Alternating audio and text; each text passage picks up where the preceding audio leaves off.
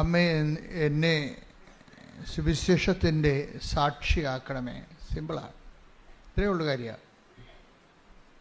നിങ്ങളെ ഓരോ വിഷയവും ഇങ്ങനെ നിങ്ങളെ എടുത്തെടുത്ത് പറയുന്നതിനേക്കാൾ ഇപ്പം നിങ്ങളുടെ ജോലി, വീട്, വിവാഹം, വഴികൾ, കുടുംബ പ്രശ്നങ്ങൾ ഇങ്ങനെ എടുത്തെടുത്ത് പറയുന്നതിനേക്കാൾ നല്ലത് അമ്മ എന്നെ സുവിശേഷത്തിൻ്റെ സാക്ഷിയാക്കണമേ. പറഞ്ഞേ, അമ്മേ എന്നെ സുവിശേഷത്തിൻ്റെ സാക്ഷിയാക്കണമേ.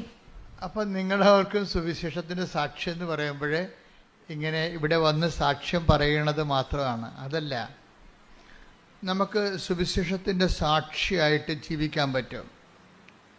നമ്മുടെ ജീവിതത്തിൽ ദൈവ അനുഭവങ്ങൾക്ക് സാക്ഷ്യം വഹിക്കാൻ പറ്റും. ദൈവവചനത്തിന് വിധേയപ്പെട്ടുകൊണ്ട് സുവിശേഷവിഹിതമായ സമീപനത്തോടെ നമ്മൾക്ക് എല്ലാ വിഷയങ്ങൾക്കും സുവിശേഷവിഹിതമായ സുവിശേഷത്തിൻ്റെ ആന്തരിക അർത്ഥം ആവഹിച്ചുകൊണ്ട് നമുക്കൊരു വിശ്വാസ സമീപനമുണ്ട്. അത് നമ്മുടെ പെരുമാറ്റത്തിലൂടെയാണ് വരുന്നത്. പെരുമാറ്റത്തിലൂടെ നമുക്ക് സുവിശേഷത്തിൻ്റെ സാക്ഷിയാകാൻ പറ്റും. പെരുമാറ്റത്തിലൂടെ ഏറ്റവും നല്ലവണ്ണം ഇപ്പം നമ്മൾ മരിയോളജി അല്ലെങ്കിൽ മാതാവിൻ്റെ പ്രത്യക്ഷീകരണത്തെക്കുറിച്ച് മാതാവിനെക്കുറിച്ചൊക്കെ പഠിക്കുമ്പോൾ മാതാവ് പരിശുദ്ധ അമ്മ സുവിശേഷത്തിൻ്റെ പെരുമാറ്റ സാക്ഷിയാണ്. ഈ ദിവസങ്ങളിൽ എന്നെ ഞാൻ ധ്യാനിച്ചൊരു വിഷയമാണ് പെരുമാറ്റ സാക്ഷി. നമ്മൾ പെരുമാറുന്നില്ലേ, പേരിൻ്റെ പെരുമാറ്റം വെച്ചാൽ നമ്മളെ എന്താണ് സെൽഫ് എക്സ്പ്രഷൻ. നമ്മളിപ്പോൾ ജോസഫച്ചൻ്റെ പേരിൻ്റെ മാറ്റം, അത് ദേഷ്യക്കാരനാണെങ്കിൽ ദേഷ്യമാണ് ആ മാറണത് ശരിക്കും ഇല്ലേ? അപ്പം ഞാൻ ഇനി ദേഷ്യമായിട്ട് ഫൈറ്റ് ചെയ്യേണ്ടി വരും സുവിശേഷവിഹിതമായിട്ട്. വല്ല അസൂയ, പരദൂഷണമോ, പകയോ, ചതിയോ, മോഹൻകോപമോ, കലക്കമോ, ഭിന്നതയോ ആണ് എൻ്റെ പെരുമാറ്റത്തിലുണ്ടെങ്കിൽ അതും പെരുമാറുമ്പോൾ ആ പേരിൻ്റെ കൂടെയുള്ള മാറ്റത്തിൽ അതാണ് വരേണ്ടത്, പ്രതിഫലിക്കുന്നത്. സെൽഫ് എക്സ്പ്രഷൻസ് എന്ന് വരും. പെരുമാറ്റം എന്ന് പറഞ്ഞാൽ അതിനെ വിശ്വാസബന്ധിയായിട്ട് നമ്മളതിനെ തർജ്ജമ ചെയ്താൽ പെരുമാറ്റം ബിഹേവിയറിനേക്കാൾ ഉപരി സെൽഫ് എക്സ്പ്രഷനാണ്. സുവിശേഷം ഒരു സെൽഫ് എക്സ്പ്രഷൻ നമുക്ക് വിഭാവന ചെയ്യുന്നുണ്ട്. സുവിശേഷം സ്വീകരിച്ച ആൾ, സുവിശേഷത്തിൻ്റെ സാക്ഷി, അവരുടെ ഒരു തനത് സെൽഫ് എക്സ്പ്രഷൻസ് ഉണ്ട്. മാതാവിൻ്റെ പരിശുദ്ധ അമ്മയുടെ സെൽഫ് എക്സ്പ്രഷൻ എന്താണ്? മറിയത്തിൻ്റെ മൗനമാണ്, അല്ലേ? മറിയം എല്ലാം ഹൃദയത്തിൽ കടുത്ത സംഘർഷാവസ്ഥയിൽ പൊട്ടിത്തെറിക്കാതെ അത് ഹൃദയത്തിൽ take the word of God. അതായത് ലൂക്ക 2:19 2:51 ഈ വചനമുള്ളത്. 2 പ്രാവശ്യമുണ്ട്. ലൂക്ക 2:19 മറിയമാകട്ടെ ഇവയെല്ലാം ഹൃദയത്തിൽ സംഗ്രഹിച്ച് ഗാഢമായി ചിന്തിച്ചുകൊണ്ടിരുന്നു. നമ്മൾ പ്രതീക്ഷിക്കുന്നതും നമ്മൾ എക്സ്പെക്റ്റ് ചെയ്യണതും നമ്മൾ എക്സ്പെക്റ്റ് ചെയ്യുന്നതിന് ഘടകവിരുദ്ധമായി സംഭവിക്കുക. നമ്മൾ പ്രതീക്ഷിക്കുന്നതിന് ഘടകവിരുദ്ധമായൊരു സംഭവം നടക്കുക. 26-ാം തീയതി 2 ലക്ഷം രൂപ തരാമെന്ന് പറഞ്ഞു. അപ്പം നമ്മൾ 27-ാം തീയതി നിങ്ങളുടെ കടക്കാർക്ക് ഡേറ്റ് പറഞ്ഞിരിക്കുകയാണ്. ഇയാൾ പറഞ്ഞതനുസരിച്ചാണ് നമ്മൾ ഡേറ്റ് കൊടുത്തിരിക്കുന്നത്, അല്ലേ? 26-ാം തീയതി നമുക്ക് പൈസ കിട്ടണം. നമ്മൾ 27-ാം തീയതി നമ്മുടെ കടക്കാർക്ക് കൊടുക്കും. അപ്പോൾ 26-ാം തീയതി പൈസ തരാനുള്ള ആൾ, അപ്പോൾ നമ്മൾ വളരെ ക്ലിയറാണ്, സന്തോഷമായിട്ടൊക്കെ ഇരിക്കുകയാണ്. അപ്പോൾ 26-ാം തീയതി ഇയാൾ നമ്മളെ വിളിച്ചിട്ട് പറയണേ, ഡേറ്റ് നിങ്ങൾക്ക് പറഞ്ഞ ആളിനോട് ഡേറ്റ് നീട്ടിത്തരുമോ എന്ന് ചോദിക്കുക. ഇവിടെ എനിക്ക് പൈസ കിട്ടിയിട്ടില്ല. ഇനി ഞാൻ നാട്ടിൽ നിൽക്കാൻ പറ്റത്തില്ല, ആൾക്കാരെന്നെ തല്ലിക്കൊല്ലുമെന്നാണ് നമ്മളെ പൊട്ടിത്തെറിക്കും. അപ്പോൾ നമ്മുടെ ഉടമ്പടിയെല്ലാം പോയി. എന്താ ഒറ്റ സംഭവത്തിൽ ഉടമ്പടിയെല്ലാം ഉടഞ്ഞു പോകും. പല ആൾക്കാരെ ഉടമ്പടി ഉടഞ്ഞു പോയിട്ടുണ്ട്. പിന്നെ നിങ്ങൾ ഈ കുപ്പിയൊക്കെ പൊട്ടിച്ച് കഴിഞ്ഞാൽ പിന്നെ കഷ്ണം കൊണ്ട് നടക്കത്തില്ലേ? ഉടമ്പടിയുടെ ഉടഞ്ഞ കഷ്ണം കൊണ്ടാണ് ചില ആൾക്കാർ നടക്കുന്നത്. ഉടമ്പടി ഉടഞ്ഞു പോയി നേരത്തെ, അതിൻ്റെ കഷ്ണം കൊണ്ടാണ് നിങ്ങൾ നടക്കുന്നത് പലരും. കാര്യം ഉടമ്പടി ഉടയണ സാഹചര്യം നമ്മൾ കാര്യം ഉടമ്പടിയിൽ ഈ ബിഹേവിയറിസം ബിഹേവിയറിസം അല്ല, ഈ സെൽഫ് എക്സ്പ്രഷൻസ്. കാര്യം നമ്മൾ ആരോടെ ഉടമ്പടി ചെയ്തിരിക്കണത്? ദൈവത്തോട്. അപ്പോൾ ദൈവത്തോട് ഉടമ്പടി ചെയ്യുമ്പോൾ നമ്മളുടെ റിസ്ക് എന്താ? ദൈവത്തിൻ്റെ ഒരു സ്വഭാവത്തിലേക്ക് നമ്മൾ അങ്ങനെ വരും എന്നുള്ള രീതിയിൽ നമ്മൾ ദൈവത്തിൻ്റെ തുല്യാക്കി കണ്ടുകൊണ്ടാണ് ദൈവം നമ്മളോട് ഉടമ്പടി ചെയ്തിരിക്കുന്നത്. ദൈവത്തിൻ്റെ സ്വഭാവത്തിലേക്ക് നമ്മൾ വരും എന്ന് ദൈവം പ്രീസപ്പോസ് ചെയ്തിട്ടാണ് നമ്മളോട് ഉടമ്പടി ചെയ്തിരിക്കണത്. അപ്പോൾ നമ്മളെന്ത് ചെയ്യും? വരാൻ പോകുന്ന അനുഭവങ്ങളെ എല്ലാം എടുത്തിട്ട്, അപ്പോൾ അമ്മ ഇപ്പം ഒത്തിരി പെറ്റുകിടക്കണ രാത്രിയിൽ പ്രാകൃതനായ മനുഷ്യർ വന്ന് പ്രതീക്ഷിച്ചല്ല ശരിക്കും പറഞ്ഞാൽ അത്. അപ്പോൾ പൊട്ടിത്തെറിക്കേണ്ടതാണ്, അല്ലെങ്കിൽ നിരാശപ്പെടേണ്ടതാണ്. ഈ ചുമ്മാ ഈ ചവക്കുഴി വന്ന് കിടക്കേണ്ടി വന്നല്ല. ദൈവത്തിന് വേണമെങ്കിൽ എന്നെ വീട്ടിൽ നിർത്താൻ പാടില്ലായിരുന്നോ? എന്തിനാണ് ഇപ്പോൾ ഈ കനേഷുമാർ ഇപ്പോൾ കൊണ്ടുവന്ന് വെച്ചത്? 100,000 ചോദ്യങ്ങൾ നമുക്ക് വേണമെങ്കിൽ ദൈവത്തോട് ചോദിക്കാം. പല ആൾക്കാരും ദൈവത്തോട് ഒത്തിരി ചോദ്യങ്ങൾ ചോദിച്ചാണ് അകന്നു പോയത്. പല പല കാര്യങ്ങൾ. ഇപ്പം ഞാൻ 3 പ്രാവശ്യം പുതുക്കിയതല്ലേ? ദൈവത്തോട് ചോദിക്കാവുന്ന ചോദ്യമാണ് അല്ലേ? ഞാൻ IELTS ഇപ്പോൾ 8 പ്രാവശ്യം എഴുതിയ ഒരാൾക്കുണ്ട്, ഞാൻ ഇന്നലെ കണ്ട്. അപ്പോൾ CCA പരീക്ഷ 16 പ്രാവശ്യം എഴുതിയ ഒരാളെ കണ്ട്. ഇനി അയാൾക്ക് ചാൻസ് ഇല്ല, അയാൾ ഉദ്യോഗം രാജിവെക്കേണ്ടി വരും. ഞാൻ പറഞ്ഞ് രാജിവെക്കേണ്ടി വരത്തില്ല, നീ ധൈര്യമായിട്ട് പോകാൻ പറഞ്ഞു. അതെന്ത്, ഞാൻ അയാളെ കണ്ടുകൊണ്ട് പറയണതാണ്? അല്ല, അത് എൻ്റെ ഒരു ആസ്തി. ഇത്രയും നാൾ ദൈവത്തിന് വേണ്ടി ജീവിച്ചതിൻ്റെ ഒരു ആസ്തിയുണ്ട്.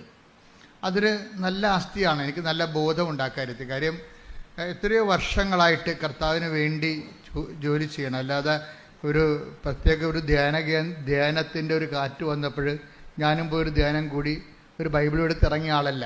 ഞാൻ എൻ്റെ കുടുംബത്തിൽ എൻ്റെ അപ്പൻ അനുഭവിച്ച ദൈവത്തിൻ്റെ അനുഭവങ്ങളുണ്ട്, അത് കണ്ട് ഞാൻ വളർന്നതാണ്. അതുകൊണ്ട് എങ്ങനെയാണ് ദൈവമായിട്ട് ഇടപെടേണ്ടതും ദൈവമായിട്ട് എങ്ങനെ ജീവിക്കേണ്ടതും എങ്ങനെയാണ് സാധാരണ നിലയിൽ, അല്ലാതെ ഒത്തിരി സാങ്കേതികമല്ല, ഒരു പാവപ്പെട്ട മനുഷ്യൻ അവൻ്റെ ജീവിതാവസ്ഥകളിൽ എങ്ങനെയാണ് ദൈവത്തോട് ലളിതമായി ദൈവത്തെ ആധ്യാത്മികമായി ജീവിക്കുക, അതൊക്കെ കുടുംബത്തിൽ നിന്ന് പഠിച്ചതാണ്. അപ്പോൾ അതെനിക്ക് കൾച്ചറായിട്ട് എൻ്റെ ഉണ്ട്. അപ്പം അതുകൊണ്ട് എനിക്കെൻ്റെ മനസ്സിൽ വന്നപ്പോഴും എൻ്റെ അപ്പൻ എന്നോട് പറയുമായിരുന്നു, നീ മിഷണറി ആകണം കേട്ടോ, മിഷണറി ആകണമെന്ന് പറയും. അപ്പനും മിഷണറിയോട് ഭയങ്കര ഇഷ്ടമായിരുന്നു. ഞാൻ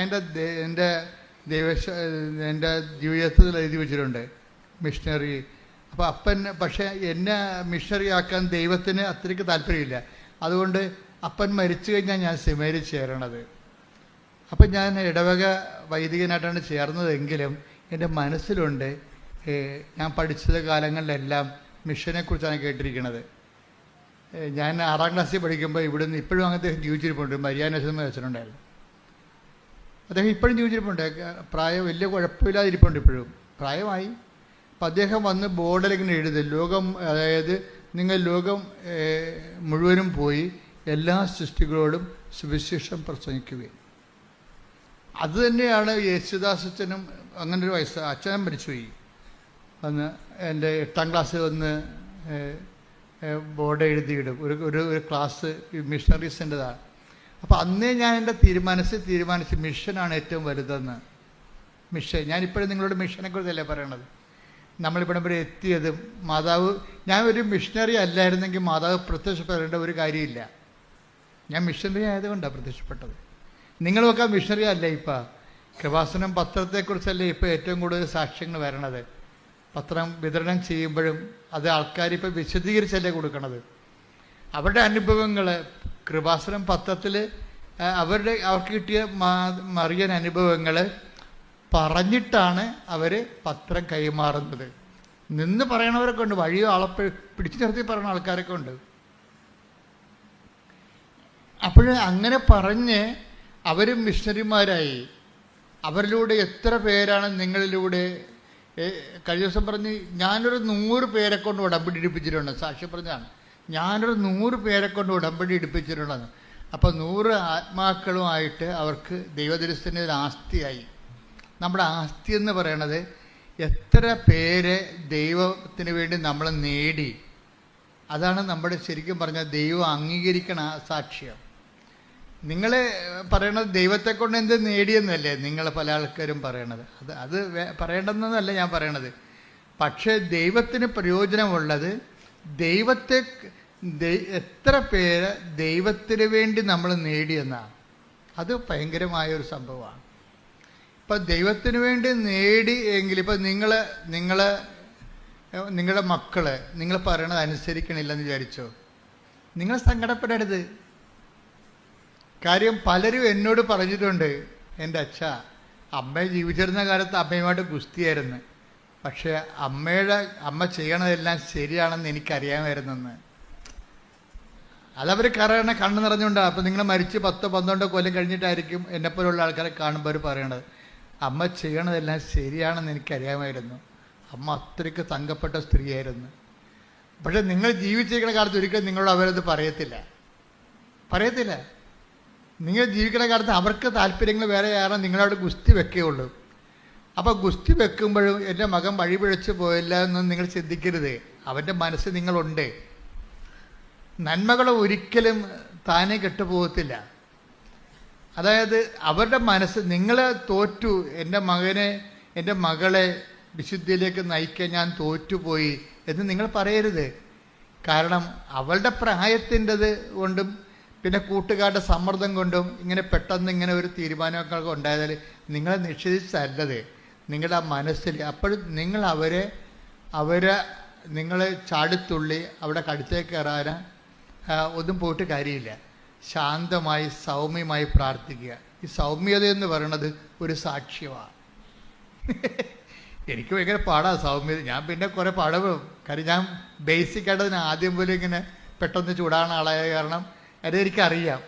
അതുകൊണ്ട് എന്താ സംഭവിക്കണമെന്ന് വെച്ച് കഴിഞ്ഞാൽ എൻ്റെ ചൂട് 2 മിനിറ്റേ നിൽക്കത്തുള്ളൂ.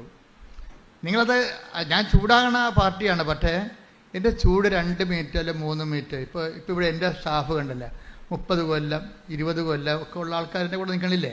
ഞാൻ മോശക്കാരനാണെങ്കിൽ അവർ നിൽക്കത്തില്ല. അപ്പം അവർക്ക് എൻ്റെ സ്വഭാവം പിടികിട്ടി. ചുമ്മാ 5 മിനിറ്റ് അഭ്യാസമേ ഉള്ളൂ. അത് കഴിയുമ്പോൾ അച്ഛൻ ഓക്കെ ആകുമെന്നത്, അച്ഛൻ പിന്നെ ചേർത്ത് പിടിക്കുമെന്ന് അവർക്കറിയാം. അതെൻ്റെ വീട്ടിലും അങ്ങനെയല്ലേ നമ്മൾ ചെയ്യണത്. മക്കളോട് ചൂടാവും, പക്ഷെ എന്നാലും കുറച്ച് കഴിയുമ്പോൾ നമ്മൾ തന്നെ ചേർത്ത് പിടിക്കും. ഇപ്പം എന്താ വെച്ചാൽ സൗമ്യത ഒരു ഭയങ്കരമായ സുവിശേഷ സാക്ഷ്യമാണ്. ഇപ്പം നിങ്ങളീ പറയണ സാക്ഷ്യത്തിൻ്റെ കൂടെ തന്നെ ഇപ്പം മോസസിനെ എന്തുകൊണ്ടാണ് ലീഡറാക്കിയത്? ഒരു പ്രേക്ഷിതനാണ്. മോസസ് ഒരു ശക്തനായ പ്രേക്ഷിതനല്ലേ? എന്തുകൊണ്ടാണ്? ഈ സൗമ്യത കൊണ്ടാണ്. സൗമ്യത എന്ന് വെച്ചാൽ ഭയങ്കരമായ ഇപ്പം എന്താണ് സൗമ്യത എന്ന് പറയണത്? ഇപ്പം 12 എടുത്ത മോളെ, സംഖ്യ 12:3. മോശ സംഖ്യ 12:3 പറഞ്ഞ മക്കളെ. മോശ ഭൂമുഖത്തുള്ള എല്ലാ മനുഷ്യരിലും വെച്ച് സൗമ്യനായിരുന്നു. ഞാൻ എപ്പോഴും എൻ്റെ മനസ്സിന് ആകർഷിച്ചുള്ള വചനമാണിത്. മോശ ഭൂമുഖത്തുള്ള എല്ലാ മനുഷ്യരിലും വെച്ച് സൗമ്യനായിരുന്നു. സൗമ്യത എന്ന് പറഞ്ഞാൽ എന്താണ്? അതിന് കുറേ കണ്ടൻ്റ് ഉണ്ട്. ഞാൻ നിങ്ങളോട് നേരത്തെ പറഞ്ഞിട്ടുണ്ട്. അതിൻ്റെ ബേസിക് കണ്ടൻറ്റ്, ഇപ്പം കേക്കിൻ്റെ ബേസിക് കണ്ടൻറ്റ് എന്താണ്? കേക്ക്, ഹൽവ, ബേസിക് കണ്ടൻറ്റ് മൈദ എന്തോ ആണല്ലേ? അതാണ് ബേസിക് കണ്ടൻറ്റ്. പിന്നെ നിങ്ങൾ അതിൻ്റെ അകത്ത് പല കാര്യങ്ങളൊക്കെ ചേർക്കും, ഇൻഗ്രീഡിയൻസ് ഒക്കെ ചേർക്കും. പാല് ചേർക്കും ചിലർ ഹൽവയിൽ, ചിലർ ഇതുപോലെയുള്ള സ്ട്രോബെറി പോലെയുള്ള ഫ്ലേവർ ചേർക്കും. അങ്ങനെ പല പല സംഭവങ്ങൾ ചേർക്കുമെങ്കിലും ബേസിക്കായിട്ട് ഈ സംഭവം മൈദ. അത് എന്ന് പറഞ്ഞ പോലെ ഈ സൗമ്യതയുടെ ബേസിക് കണ്ടൻറ്റ് സ്നേഹമാണ്. ഉടമ്പടിക്കാലം ഉടമ്പടി തന്നെ നിലനിൽക്കുന്നത്, അടിസ്ഥാനപ്പെടുത്തിയിരിക്കുന്നത് ദൈവത്തിൻ്റെ സ്നേഹത്തിലാണ്. അപ്പം തന്നെ ഉടമ്പടി എടുക്കുന്നവർ അന്ന് മുതൽ ദൈവത്തിൻ്റെ സ്നേഹത്തിൻ്റെ സാക്ഷികളാണ്. ഉറപ്പല്ലേ? നിൻ്റെ ഭർത്താവിന് സംശയമുണ്ടാകാം, ഭാര്യയ്ക്ക് തോന്നിവാസ ജീവിതം ഉണ്ടാകാം. പക്ഷേ when we come to the covenant, പിന്നെ നീ കാണിക്കേണ്ട അടിസ്ഥാന പെരുമാറ്റ ക്രമങ്ങളുണ്ട്. അതിലൊന്നെന്താണ്? സ്നേഹമാണ്. സ്നേഹം. പ്രാർത്ഥിക്കുക. കർത്താവേ, കർത്താവേ, എന്നെ എന്നെ അങ്ങ് അങ്ങ് അങ്ങയുടെ അങ്ങയുടെ സ്നേഹത്തിന്റെ സാക്ഷിയാക്കണമേ. സാക്ഷിയാക്കണമേ. എപ്പോഴും ആധ്യാത്മിക ജീവിതം പുരോഗമിക്കുന്നത് കുഞ്ഞു പ്രാർത്ഥനകളിലൂടെയാണ്. അതിന് സഭയിലെ സുഹൃത്ത് ജപം എന്ന് പറയും. സുഹൃത്ത് ജപം ഇപ്പോൾ ആർക്കും അറിയത്തില്ല. അത് പഴയ വടക്കമാസ പുസ്തകത്തിലുണ്ട് സുഹൃത്ത് ജപമെന്ന്. കുഞ്ഞു പ്രാർത്ഥനകൾ എത്രയും ഇപ്പം എൻ്റെ അമ്മേ, ഇപ്പം എൻ്റെ അമ്മേ, എൻ്റെ ആശ്രയമേ, അത്രയേ ഉള്ളൂ. വെനാട് പുണ്യാളൻ്റെ സുഹൃത്ത് ജപം അത്രയേ ഉള്ളൂ. എന്താണ്? എൻ്റെ അമ്മേ, എൻ്റെ ആശ്രയമേ. തീർന്നു. അതിൻ്റെ അകത്ത് അതിനേക്കാൾ വലിയ പ്രാർത്ഥന എന്തുണ്ട്? എൻ്റെ അമ്മേ, എൻ്റെ ആശ്രയമേ. തീർന്നു. ചില സമയത്ത് നമുക്ക് ഒത്തിരി വാക്ക് ഉപയോഗിക്കാൻ പറ്റത്തില്ലേ? ഇപ്പോൾ കൊച്ചിനെ പട്ടി കടിച്ച് അവനെ ആശുപത്രിയിൽ കൊണ്ടുവന്നപ്പോൾ എടുത്തില്ലെന്ന് പറയുമ്പോൾ അതിപ്പോൾ എപ്പട്ടിയാണെന്ന് കേൾക്കുമ്പോൾ നമുക്ക് പ്രാർത്ഥിക്കാനുള്ള പ്രാർത്ഥനയാണ്. എൻ്റെ അമ്മേ, ആശ്രയം പോയി, വൈദ്യശാസ്ത്രത്തിന് ആശ്രയം പോയി, ജില്ലാ ആശുപത്രിയിൽ കൊണ്ടുവന്നിട്ട് എടുത്തില്ല കൊച്ചിനെ മെഡിക്കൽ കോളേജിൽ കൊണ്ടുപോകാൻ പറഞ്ഞിരിക്കുകയാണ്. വൈദ്യശാസ്ത്രം നമുക്ക് ആശ്രയിക്കാൻ പറ്റത്തില്ല. പിന്നെ എന്താണ്? എൻ്റെ അമ്മേ, എൻ്റെ. പരീക്ഷയ്ക്ക് റിസൾട്ട് നോക്കുമ്പോൾ, കമ്പ്യൂട്ടർ റിസൾട്ട് നോക്കുമ്പോഴും നിങ്ങൾ തോറ്റെന്ന് കണ്ടു കഴിഞ്ഞാൽ അയ്യോ എന്ന് പറഞ്ഞത് ബോധം കണ്ടു വിടേണ്ട. എൻ്റെ അമ്മേ, എൻ്റെ ആശ്രയമേ. എന്താ കാര്യം? എൻ്റെ സ്വന്തം കഴിവിലുള്ള എൻ്റെ ആശ്രയം ഞാൻ രാജിവെക്കുന്നു. ഇനി ഇത് വർക്ക് ചെയ്യണത് നോട്ട് ബൈ മെറിറ്റിലായിരിക്കും. എൻ്റെ മക്കളെ, എൻ്റെ അകത്ത് എന്താ വിഷയം എന്ന് പറയുക, ഇപ്പോൾ ഒരു മെറിറ്റ് പോയെന്ന് വെച്ച് കഴിഞ്ഞാൽ അപ്പം നിങ്ങളെപ്പോഴും അപ്പം ഞാനായാലും നിങ്ങളായാലും അപ്പം നമ്മൾ തോക്കുക, ജയിക്കുക, അങ്ങനെ ജയിച്ചും തോറ്റുമൊക്കെയാണ് നമ്മൾ ഇവിടെ എത്തിയത് അല്ലേ? ജയിച്ചും തോറ്റുമൊക്കെയാണ് എത്തിയത്. അപ്പം തോക്കുക എന്ന് പറഞ്ഞ ഒരു കാര്യം, തോക്കുക എന്ന് പറഞ്ഞതിൻ്റെ അർത്ഥം എന്ന് വെച്ച് കഴിഞ്ഞാൽ നമ്മളുടെ കഴിവ് അവിടെ പരാജയപ്പെട്ടെന്നല്ലേ? അത് സുവിശേഷമല്ലേ? എന്താണ്? നമ്മുടെ കഴിവ് പോയാൽ പിന്നെ എന്താണ്? നോട്ട് ബൈ മെറിറ്റ് എന്നല്ല എൻ്റെ അർത്ഥം, ബട്ട് ബൈ ഗ്രേസ്. അത് നമ്മൾ തോറ്റു എന്ന് വെച്ചാൽ എൻ്റെ അർത്ഥം എന്താണ്? നിങ്ങൾ സന്തോഷിക്കണം. എന്താണ്? ഇനി എൻ്റെ കഴിവ് കൊണ്ട് ഇത് നടക്കത്തില്ല. ഇനി ആരാണ്? പക്ഷേ നിങ്ങളൊരു നിരീശ്വരവാദിയാണെങ്കിൽ നിങ്ങളുടെ ജീവിതം അവിടെ ഫുൾ സ്റ്റോപ്പ് ആകും. നിങ്ങൾ ഈശ്വരവിശ്വാസിയായുള്ള ഗുണം എന്താണ്? നിങ്ങളുടെ മെറിറ്റ് തീർന്നാൽ ഇനി കർത്താവിൻ്റെ ഊഴമാണ്. Not by merit but by grace. ഇനി ഗ്രേസ് വരേണ്ട കാലമാണ്. അത്രയേ ഉള്ളൂ. അപ്പം നിങ്ങൾ 2 പ്രാവശ്യം തോറ്റു കഴിഞ്ഞാൽ അതിൻ്റെ അർത്ഥം എന്താണ്?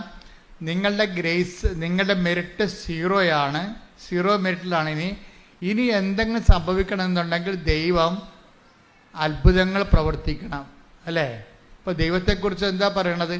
അത്ഭുതങ്ങൾ പ്രവർത്തിക്കുന്ന 4:2 എടുത്തവനെ ഹെബ്രായർ 2:4 അടയാളങ്ങൾ, അത്ഭുതങ്ങൾ, പല വിധത്തിലുള്ള ശക്തമായ പ്രവൃത്തികൾ എന്നിവ കൊണ്ടും തന്റെ ഇഷ്ടത്തിനൊത്ത് പരിശുദ്ധാത്മാവിനെ ദാനം ചെയ്തുകൊണ്ടും ദൈവം തന്നെ ഇതിന് സാക്ഷ്യം നൽകിയിരിക്കുന്നു. അപ്പൊ നമുക്ക് ലഭിക്കുന്ന അത്ഭുതങ്ങളില്ലേ, അടയാളങ്ങൾ എന്തിൻ്റെയാണ്? ദൈവത്തിൻ്റെ സാക്ഷ്യമാ. പിടിയിട്ടില്ലേ? അത്ഭുതങ്ങൾ, അടയാളങ്ങൾ. പറഞ്ഞേ, അത്ഭുതങ്ങൾ, അടയാളങ്ങൾ. ഹെബ്രായർ 2:4 അത്ഭുതങ്ങൾ, അടയാളങ്ങൾ. പറഞ്ഞേ, അത്ഭുതങ്ങൾ, അടയാളങ്ങൾ. പലതരത്തിലുള്ള വീര്യപ്രവൃത്തികള്.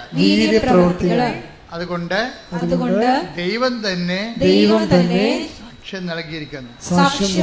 അപ്പൊ നമ്മുടെ വിശ്വാസത്തിന് ദൈവം നൽകുന്ന സാക്ഷ്യങ്ങളാണ് അത്ഭുതങ്ങൾ. കൃപാസന പത്രത്തിൻ്റെ മുകളിൽ 8 നടുക്കുള്ള പേജ് കണ്ടിട്ടില്ല? അത്ഭുതങ്ങൾ, അടയാളങ്ങൾ, പലതരത്തിലുള്ള വീര്യപ്രവൃത്തികളെന്ന്. പലതരത്തിലുള്ള വീര്യപ്രവൃത്തി, അത്ഭുതങ്ങളും അടയാളങ്ങളും പലതരത്തിലുള്ള വീര്യപ്രവൃത്തികളെന്ന് പറയുമ്പോഴേ നമ്മുടെ ജീവിതത്തിൻ്റെ എല്ലാ മേഖലകളെയുമാണ്. പലതരത്തിലുള്ള വീര്യപ്രവൃത്തികളാണ്. അത് രോഗം മാത്രമല്ല, നമ്മുടെ വിദ്യാഭ്യാസ മേഖല, ജോലി മേഖല, ജീവിത മേഖല, എല്ലാം പലതരത്തിലുള്ള വീര്യപ്രവൃത്തി.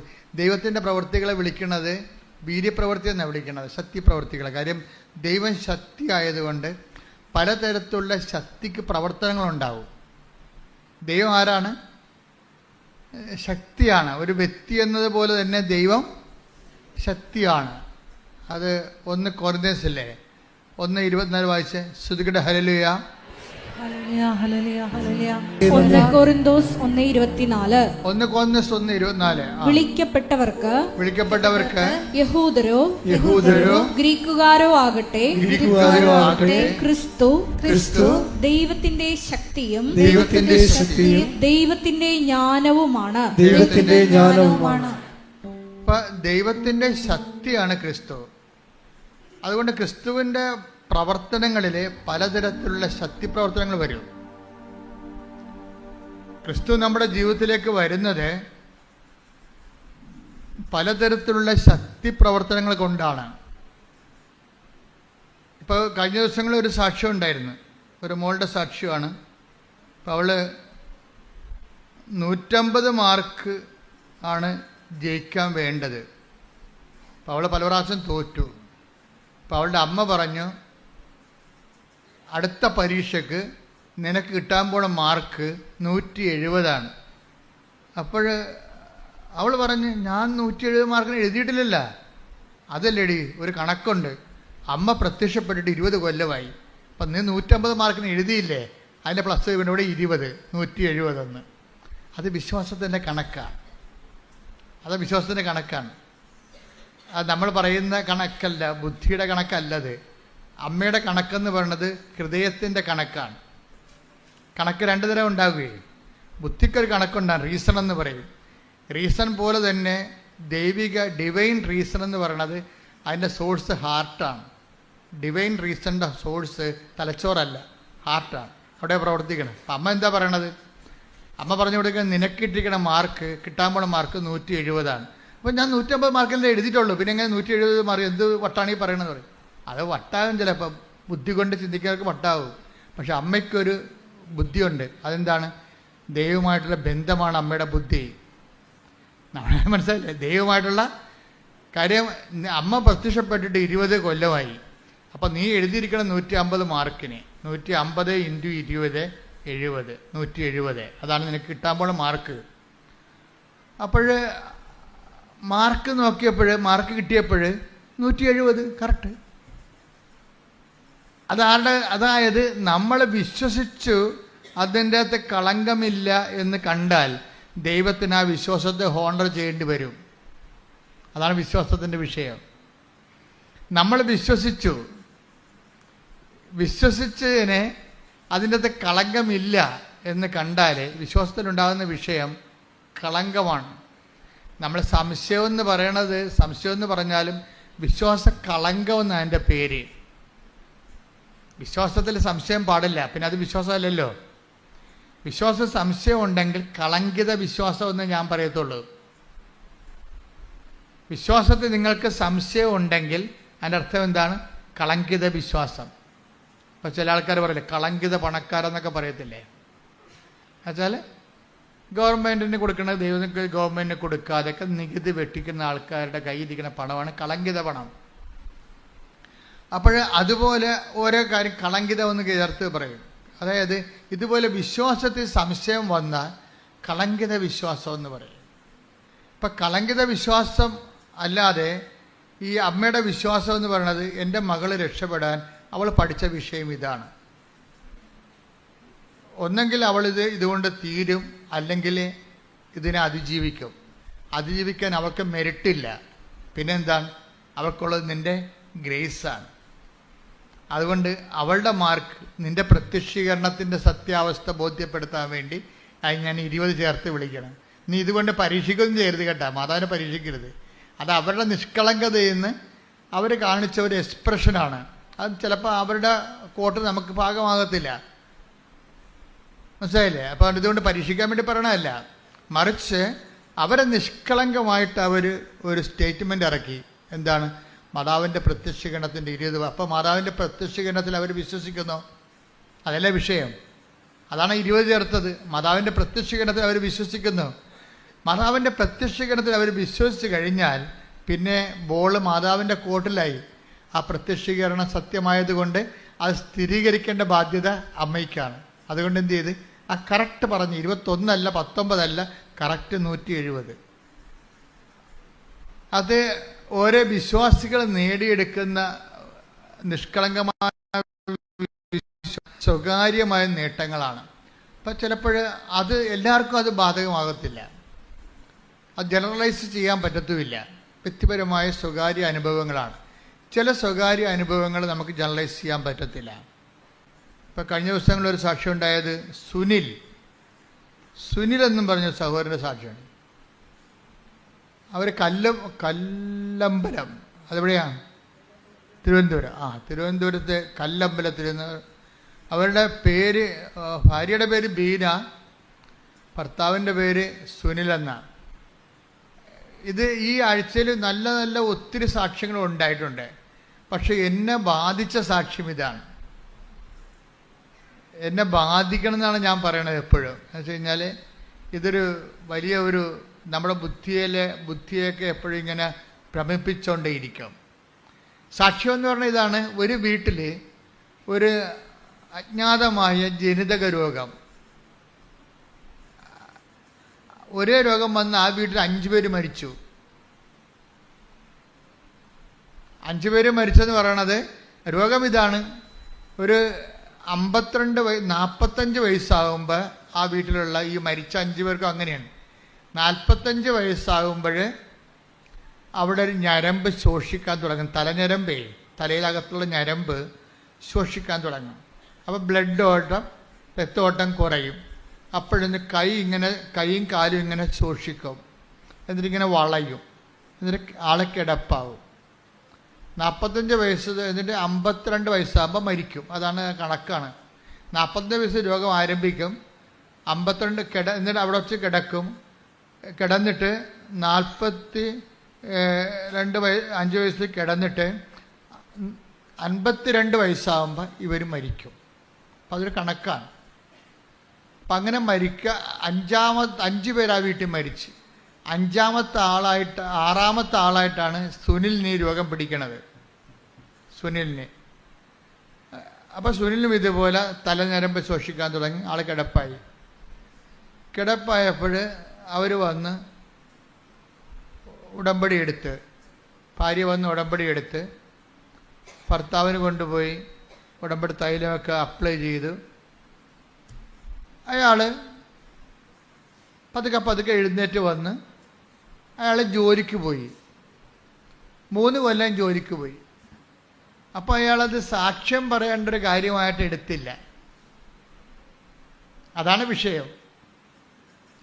ചില ആൾക്കാർക്ക് ഇങ്ങനെ ഞാൻ നിങ്ങളോട് പറഞ്ഞിട്ടില്ലേ, ആലപ്പുഴ വന്ന് പണിമടിക്കരുതെന്ന് പറയുന്നത് എൻ്റെ കാര്യം വെച്ചാൽ, ചില ആൾക്കാർ അനുഗ്രഹം കിട്ടിക്കഴിഞ്ഞാൽ പിന്നെ പതുക്കിക്കളയും. ദൈവത്തിന് കൊടുക്കേണ്ട മഹത്വം കൊടുക്കത്തില്ല അവർ. അപ്പോഴെന്താ പ്രശ്നം വെച്ച് കഴിഞ്ഞാൽ, ദൈവത്തിൻ്റെ മഹത്വം നമുക്ക് മൂടി വെക്കാൻ പറ്റത്തില്ല. അതുകൊണ്ട് തന്നെ ഈ കാണിച്ച കൃതജ്ഞത കാണിച്ചിരിക്കണില്ലേ, അപ്പോൾ അതൊക്കെ പ്രൊട്ടക്ഷൻ പോകും, സംരക്ഷണം പോകും. ദൈവത്തിന് കർത്താവ് വന്നപ്പോൾ എന്താ, ദൈവത്തിനുള്ള ദൈവത്തിനും സീസറിനുള്ളത് സീസറിനും. അപ്പം നമുക്ക് കിട്ടിയ അനുഗ്രഹങ്ങൾ അത് ദൈവം മഹത്വപ്പെടാൻ വേണ്ടിയുള്ളതാണ്. കാര്യം ഹെബ്രായർ 2:4 അനുസരിച്ചുകൊണ്ട് പലവിധത്തിലുള്ള ശക്തിപ്രവൃത്തികളിൽ ഒന്നാണ് ഇയാൾക്ക് കിട്ടിയിരിക്കുന്നത്. അത്ഭുതങ്ങളും അടയാളങ്ങളും പലതരത്തിലുള്ള ശക്തിപ്രവർത്തനങ്ങളും അതിലൊന്നാണ് ഇയാൾക്ക് കിട്ടിയിരിക്കുന്നത്. ഇയാൾ രക്ഷപ്പെട്ടു കഴിഞ്ഞപ്പോൾ അത് സ്വാഭാവികമായ രക്ഷപ്പെടലാണെന്നൊക്കെ പറഞ്ഞാണ്ട് ഇയാൾ മഹത്വം കൊടുക്കാതെ അയാൾ ജോലിക്ക് പോയി.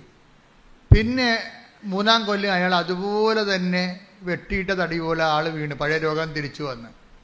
അപ്പം സാക്ഷ്യം പറയാതിരിക്കുന്നവർക്കെല്ലാം പഴയ അസുഖം തിരിച്ചു വരുമെന്ന് ഞാൻ പറയത്തില്ല. അതിൻ്റെ 3 ഇരട്ടിയായിട്ട് വേറെ പണികളൊക്കെ തിരിച്ചു വരും, ഒരു സംശയമില്ല. സാക്ഷ്യം പറയാതിരിക്കുന്ന ആൾക്കാർക്ക് പഴയ അസുഖം തിരിച്ചു വരുമെന്ന് ഞാൻ പറയത്തില്ല. അതിൻ്റെ പല വെറൈറ്റി തിരിച്ചു വരും. എന്താ കാര്യം എന്നറിയാവോ?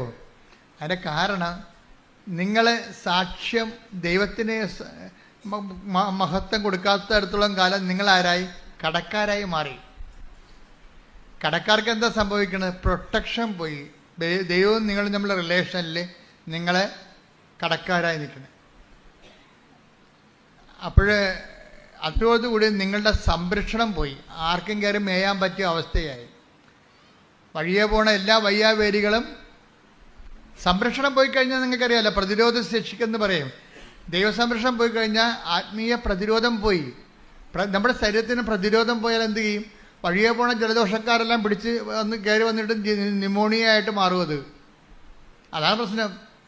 സാക്ഷ്യം പറയാതിരിക്കുമ്പോൾ തീർച്ചയായിട്ടും നിങ്ങളുടെ ആത്മീയ പ്രതിരോധമാണ് പോണത്.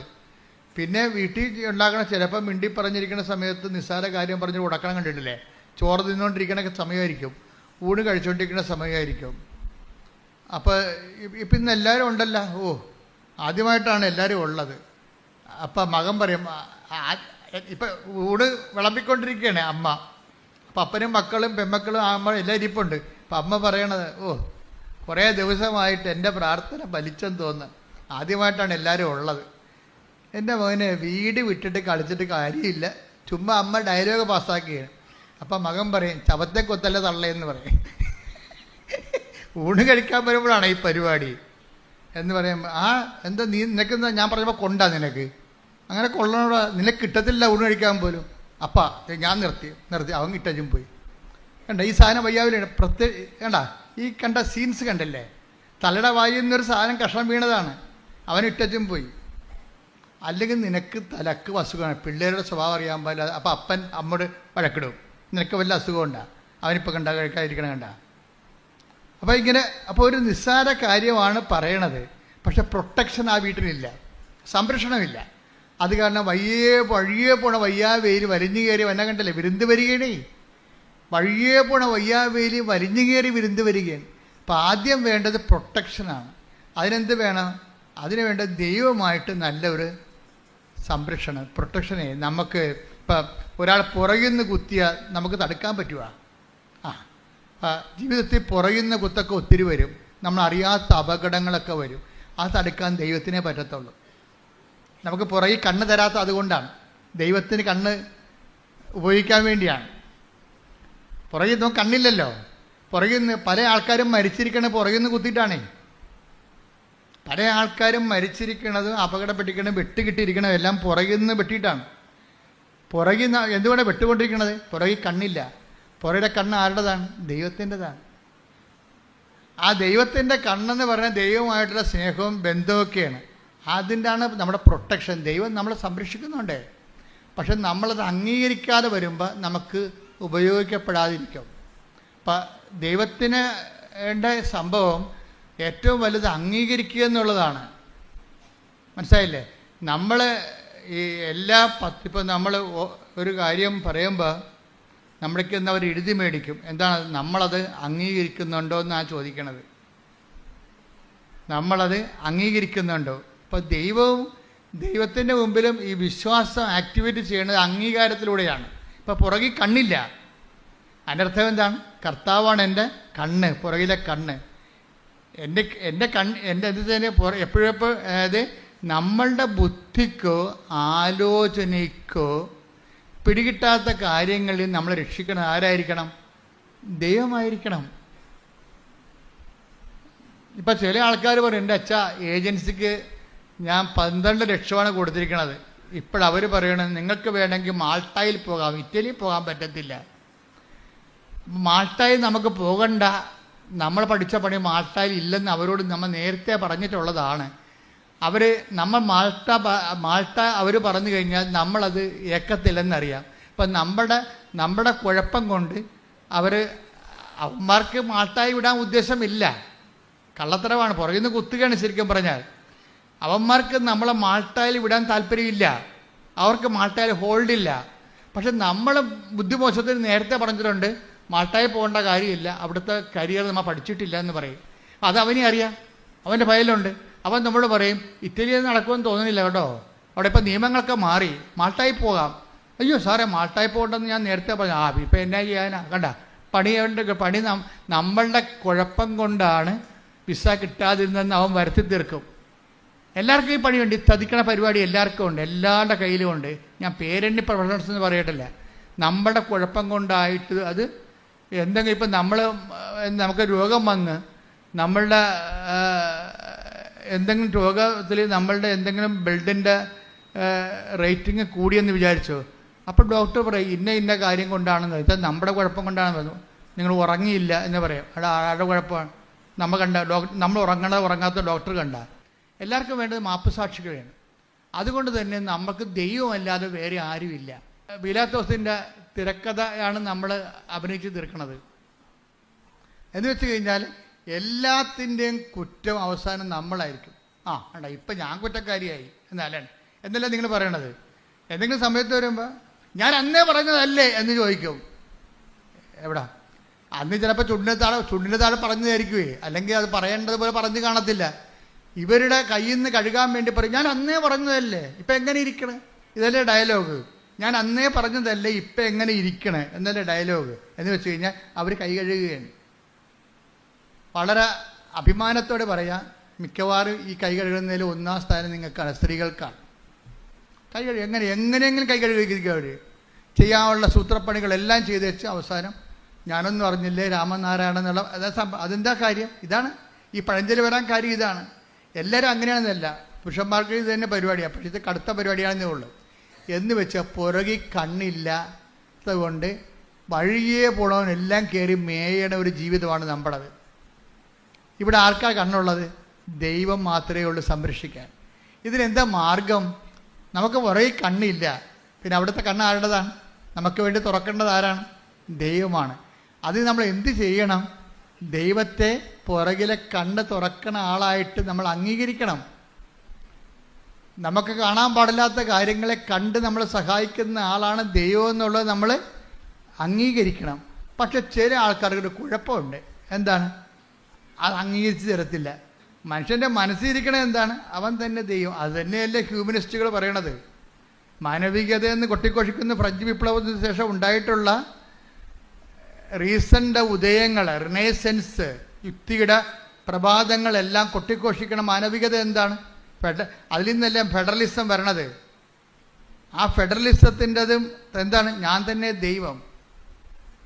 അപ്പം എനിക്ക് മോറലില്ല, എനിക്ക് പാപമില്ല.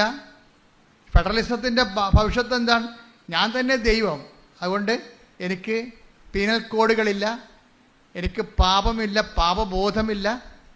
അതൊക്കെ പഴയകാല മതങ്ങളുടേതാണെന്ന് പറഞ്ഞുകൊണ്ട് ചിലരൊക്കെ ടി വി ഇരുന്നുകൊണ്ട് ഭയങ്കര സഞ്ചാര സാഹിത്യം തട്ടിവിടണല്ലേ. ഞാൻ തന്നെ ദൈവം എന്നാണ് അവർ പറയണത്.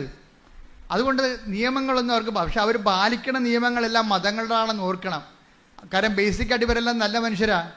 ആ നല്ല മനുഷ്യരാക്കിയത് ആരാണ്? ദൈവത്തെ വിശ്വസിച്ചിരുന്നൊരു ജനതയാണ്. അവരുണ്ടാക്കിയ മോറൽ കോഡുകളാണ് ഇവർ ഫോളോ ചെയ്യണത്. പക്ഷെ അവർ അംഗീകരിക്കത്തില്ല. എന്താ കാര്യം? ദൈവത്തെ അംഗീകരിക്കണവർക്ക് പോരായ്മയാണ്. അതിലെ റോമ 1:29 വായിച്ച് ശ്രുതികട്ടെ. ഹല്ലേലൂയ. റോമ 1:28.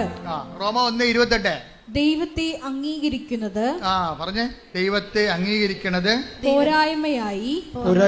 ഞാൻ പറഞ്ഞ അതേ വാക്ക് തന്നെയാണ്. കണ്ട, ദൈവത്തെ അംഗീകരിക്കുന്നത് പോരായ്മയായി അവർ കരുതിയത് നിമിത്തം അധമവികാരത്തിനും അനുചിത പ്രവൃത്തികൾക്കും ദൈവം അവരെ വിട്ടുകൊടുത്തു. ദൈവത്തെ അംഗീകരിക്കണ പോരായ്മ. ഇപ്പൊ പുറകെ കണ്ണില്ല, അതുകൊണ്ട് കർത്താവിൻ്റെ കണ്ണാണ് പ്രവർത്തിക്കേണ്ടത്. നമുക്ക് ചില കാര്യങ്ങൾ കാണാൻ പറ്റത്തില്ല, നമുക്ക് ചതിപ്പെട്ടു പോകും എന്ന് പറയുമ്പോൾ ആ ചതിയിൽ നിന്ന് അത് എല്ലാ തരത്തിലും വേണ്ട. അതിനാണ് കർത്താവ് ഒരു പ്രാർത്ഥന നമുക്ക് പറഞ്ഞു തന്നത്. എന്ത് പ്രാർത്ഥനയാണ് പറഞ്ഞത്?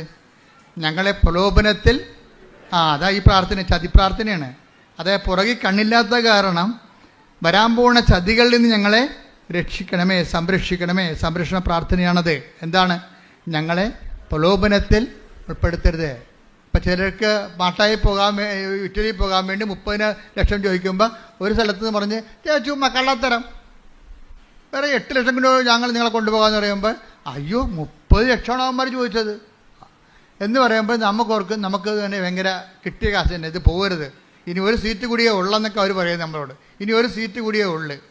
നിങ്ങൾ 10 മണിക്ക് വിവരം പറയണം, 11 മണിക്ക് വിളിച്ചാൽ വേറെ ആൾക്കാരത് കൊണ്ടുപോകുമെന്ന് പറയുമ്പോൾ തന്നെ ഇല്ലാത്ത കാശ് ഉണ്ടാക്കി നമുക്ക് കൊടുക്കും. ചതി തന്നെ കണ്ട, പുറകെ കണ്ണില്ല, സമ്മർദ്ദത്തിന് വഴങ്ങി. അപ്പം നമ്മൾക്ക് ദൈവത്തെ അംഗീകരിക്കണവരാണ് നമ്മളെങ്കിൽ നമുക്ക് പ്രൊട്ടക്ഷൻ ഉണ്ടാവും. ഈ പറ്റിക്കണ കാണ്ടാമൃഗം വരുമ്പോൾ തന്നെ അവനെ കർത്താവ് വഴിമാറ്റി വിടും. എന്താ കാര്യം? നമ്മൾ പറഞ്ഞിട്ടുണ്ട്, പ്രലോഭനത്തിൽ ഉൾപ്പെടുത്തരുതേ. അതാ സംബന്ധിച്ച് അവനെ നമ്മുടെ മുമ്പിൽ കൊണ്ടുവന്ന് ചാടിക്കരുതേ. അവൻ അവൻ്റെ വഴിക്ക് പോയിക്കോട്ടാ, നമ്മുടെ മുമ്പിൽ കൊണ്ടുവന്ന് ചാടിക്കരുതേ. അത് ഭയങ്കര പ്രാർത്ഥനയാണത്.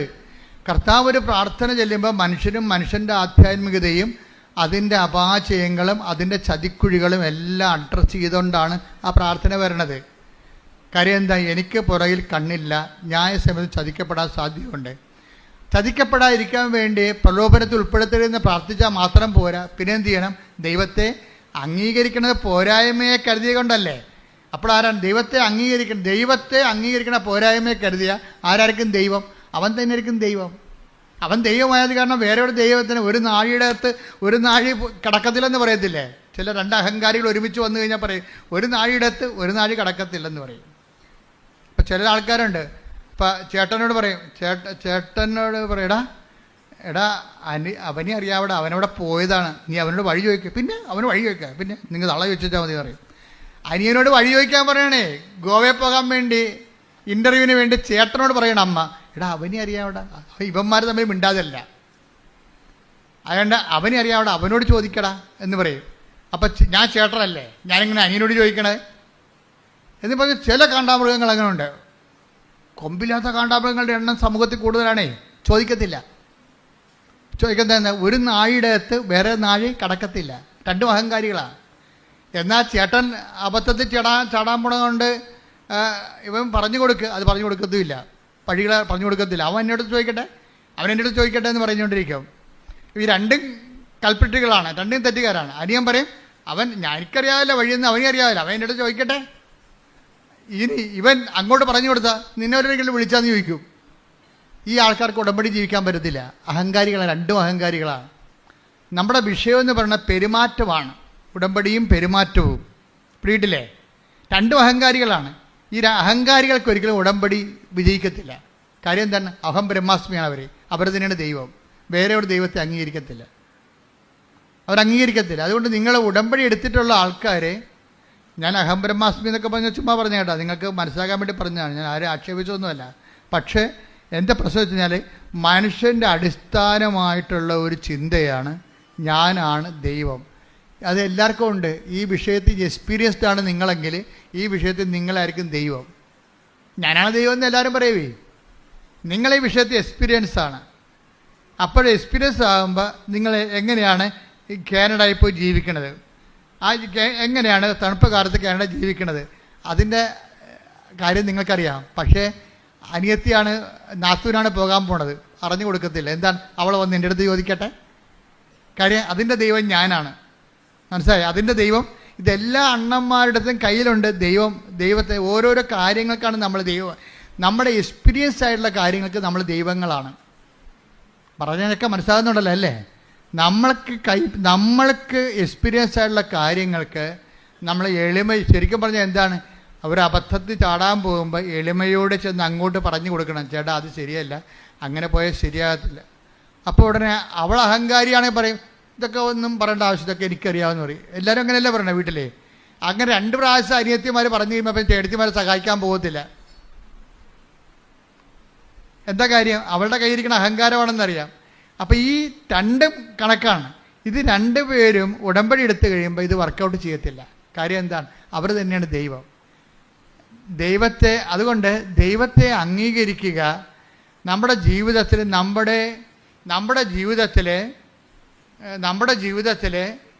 നമ്മളുടെ കൺട്രോളിൽ കിട്ടാത്ത കുറേ കാര്യങ്ങളുണ്ട്. അതുകൊണ്ട് എന്ത് ചെയ്യണം? അത് ദൈവമാണ് അത് കൈകാര്യം ചെയ്യേണ്ടത്. പുറകിൽ നിന്ന് വന്ന കുത്തും വെട്ടുമൊന്നും നമുക്ക് തടുക്കാൻ പറ്റത്തില്ല. അനക്കം കേട്ടാൽ ചിലപ്പോൾ തിരിയാൻ പറ്റും. ചിലപ്പോൾ കൊല്ലാൻ തന്നെ അനക്കം ഉണ്ടാക്കി ബഹളം എല്ലാവരെയും വിളിച്ച് പറഞ്ഞിട്ടാണ് അവൻ്റെത്. അല്ല, അവൻ പതുങ്ങിയല്ലേ വരത്തുള്ളൂ. അപ്പം അതുകൊണ്ട് തന്നെ നമുക്ക് ദൈവത്തിനെ നമുക്ക് വേണ്ടി വരും. പക്ഷേ ദൈവത്തെ നമ്മൾ അംഗീകരിക്കണം. അംഗീകരിച്ചിട്ട് എന്താ ചെയ്യേണ്ടത്? അംഗീകരിക്കുന്നതിൻ്റെ ഭാഗമായിട്ടാണ് നമ്മൾ അഹങ്കാരം അമർത്തണത്. പിടികിട്ടിയാ? 2 ദൈവം ഒരുമിച്ച് വാസിക്കത്തില്ലല്ല. അഹങ്കാരം നമ്മൾ ദൈവമല്ലേ? നമ്മളെ ദൈവമാക്കുന്നത് ആരാണ്? അഹങ്കാരമല്ലേ? നമ്മളെ ദൈവമാക്കുന്നത് ആരാണ്? നമ്മുടെ അഹങ്കാരമാണ്. ഇപ്പം 2 ദൈവം ഒരുമിച്ച് വസിക്കാത്ത കാരണം അഹങ്കാരികളെ ചിതറിക്കാതെ, അത് അമ്മയുടെ വചനങ്ങളെ കണ്ടില്ലേ? അഹങ്കാരികളെ ചിതറിച്ചു. വചനം എടുത്ത് ശ്രുതിക്കട്ടെ. ഹല്ലേലൂയ. ലൂക്ക 1:52. ലൂക്ക 1:52. 51:52.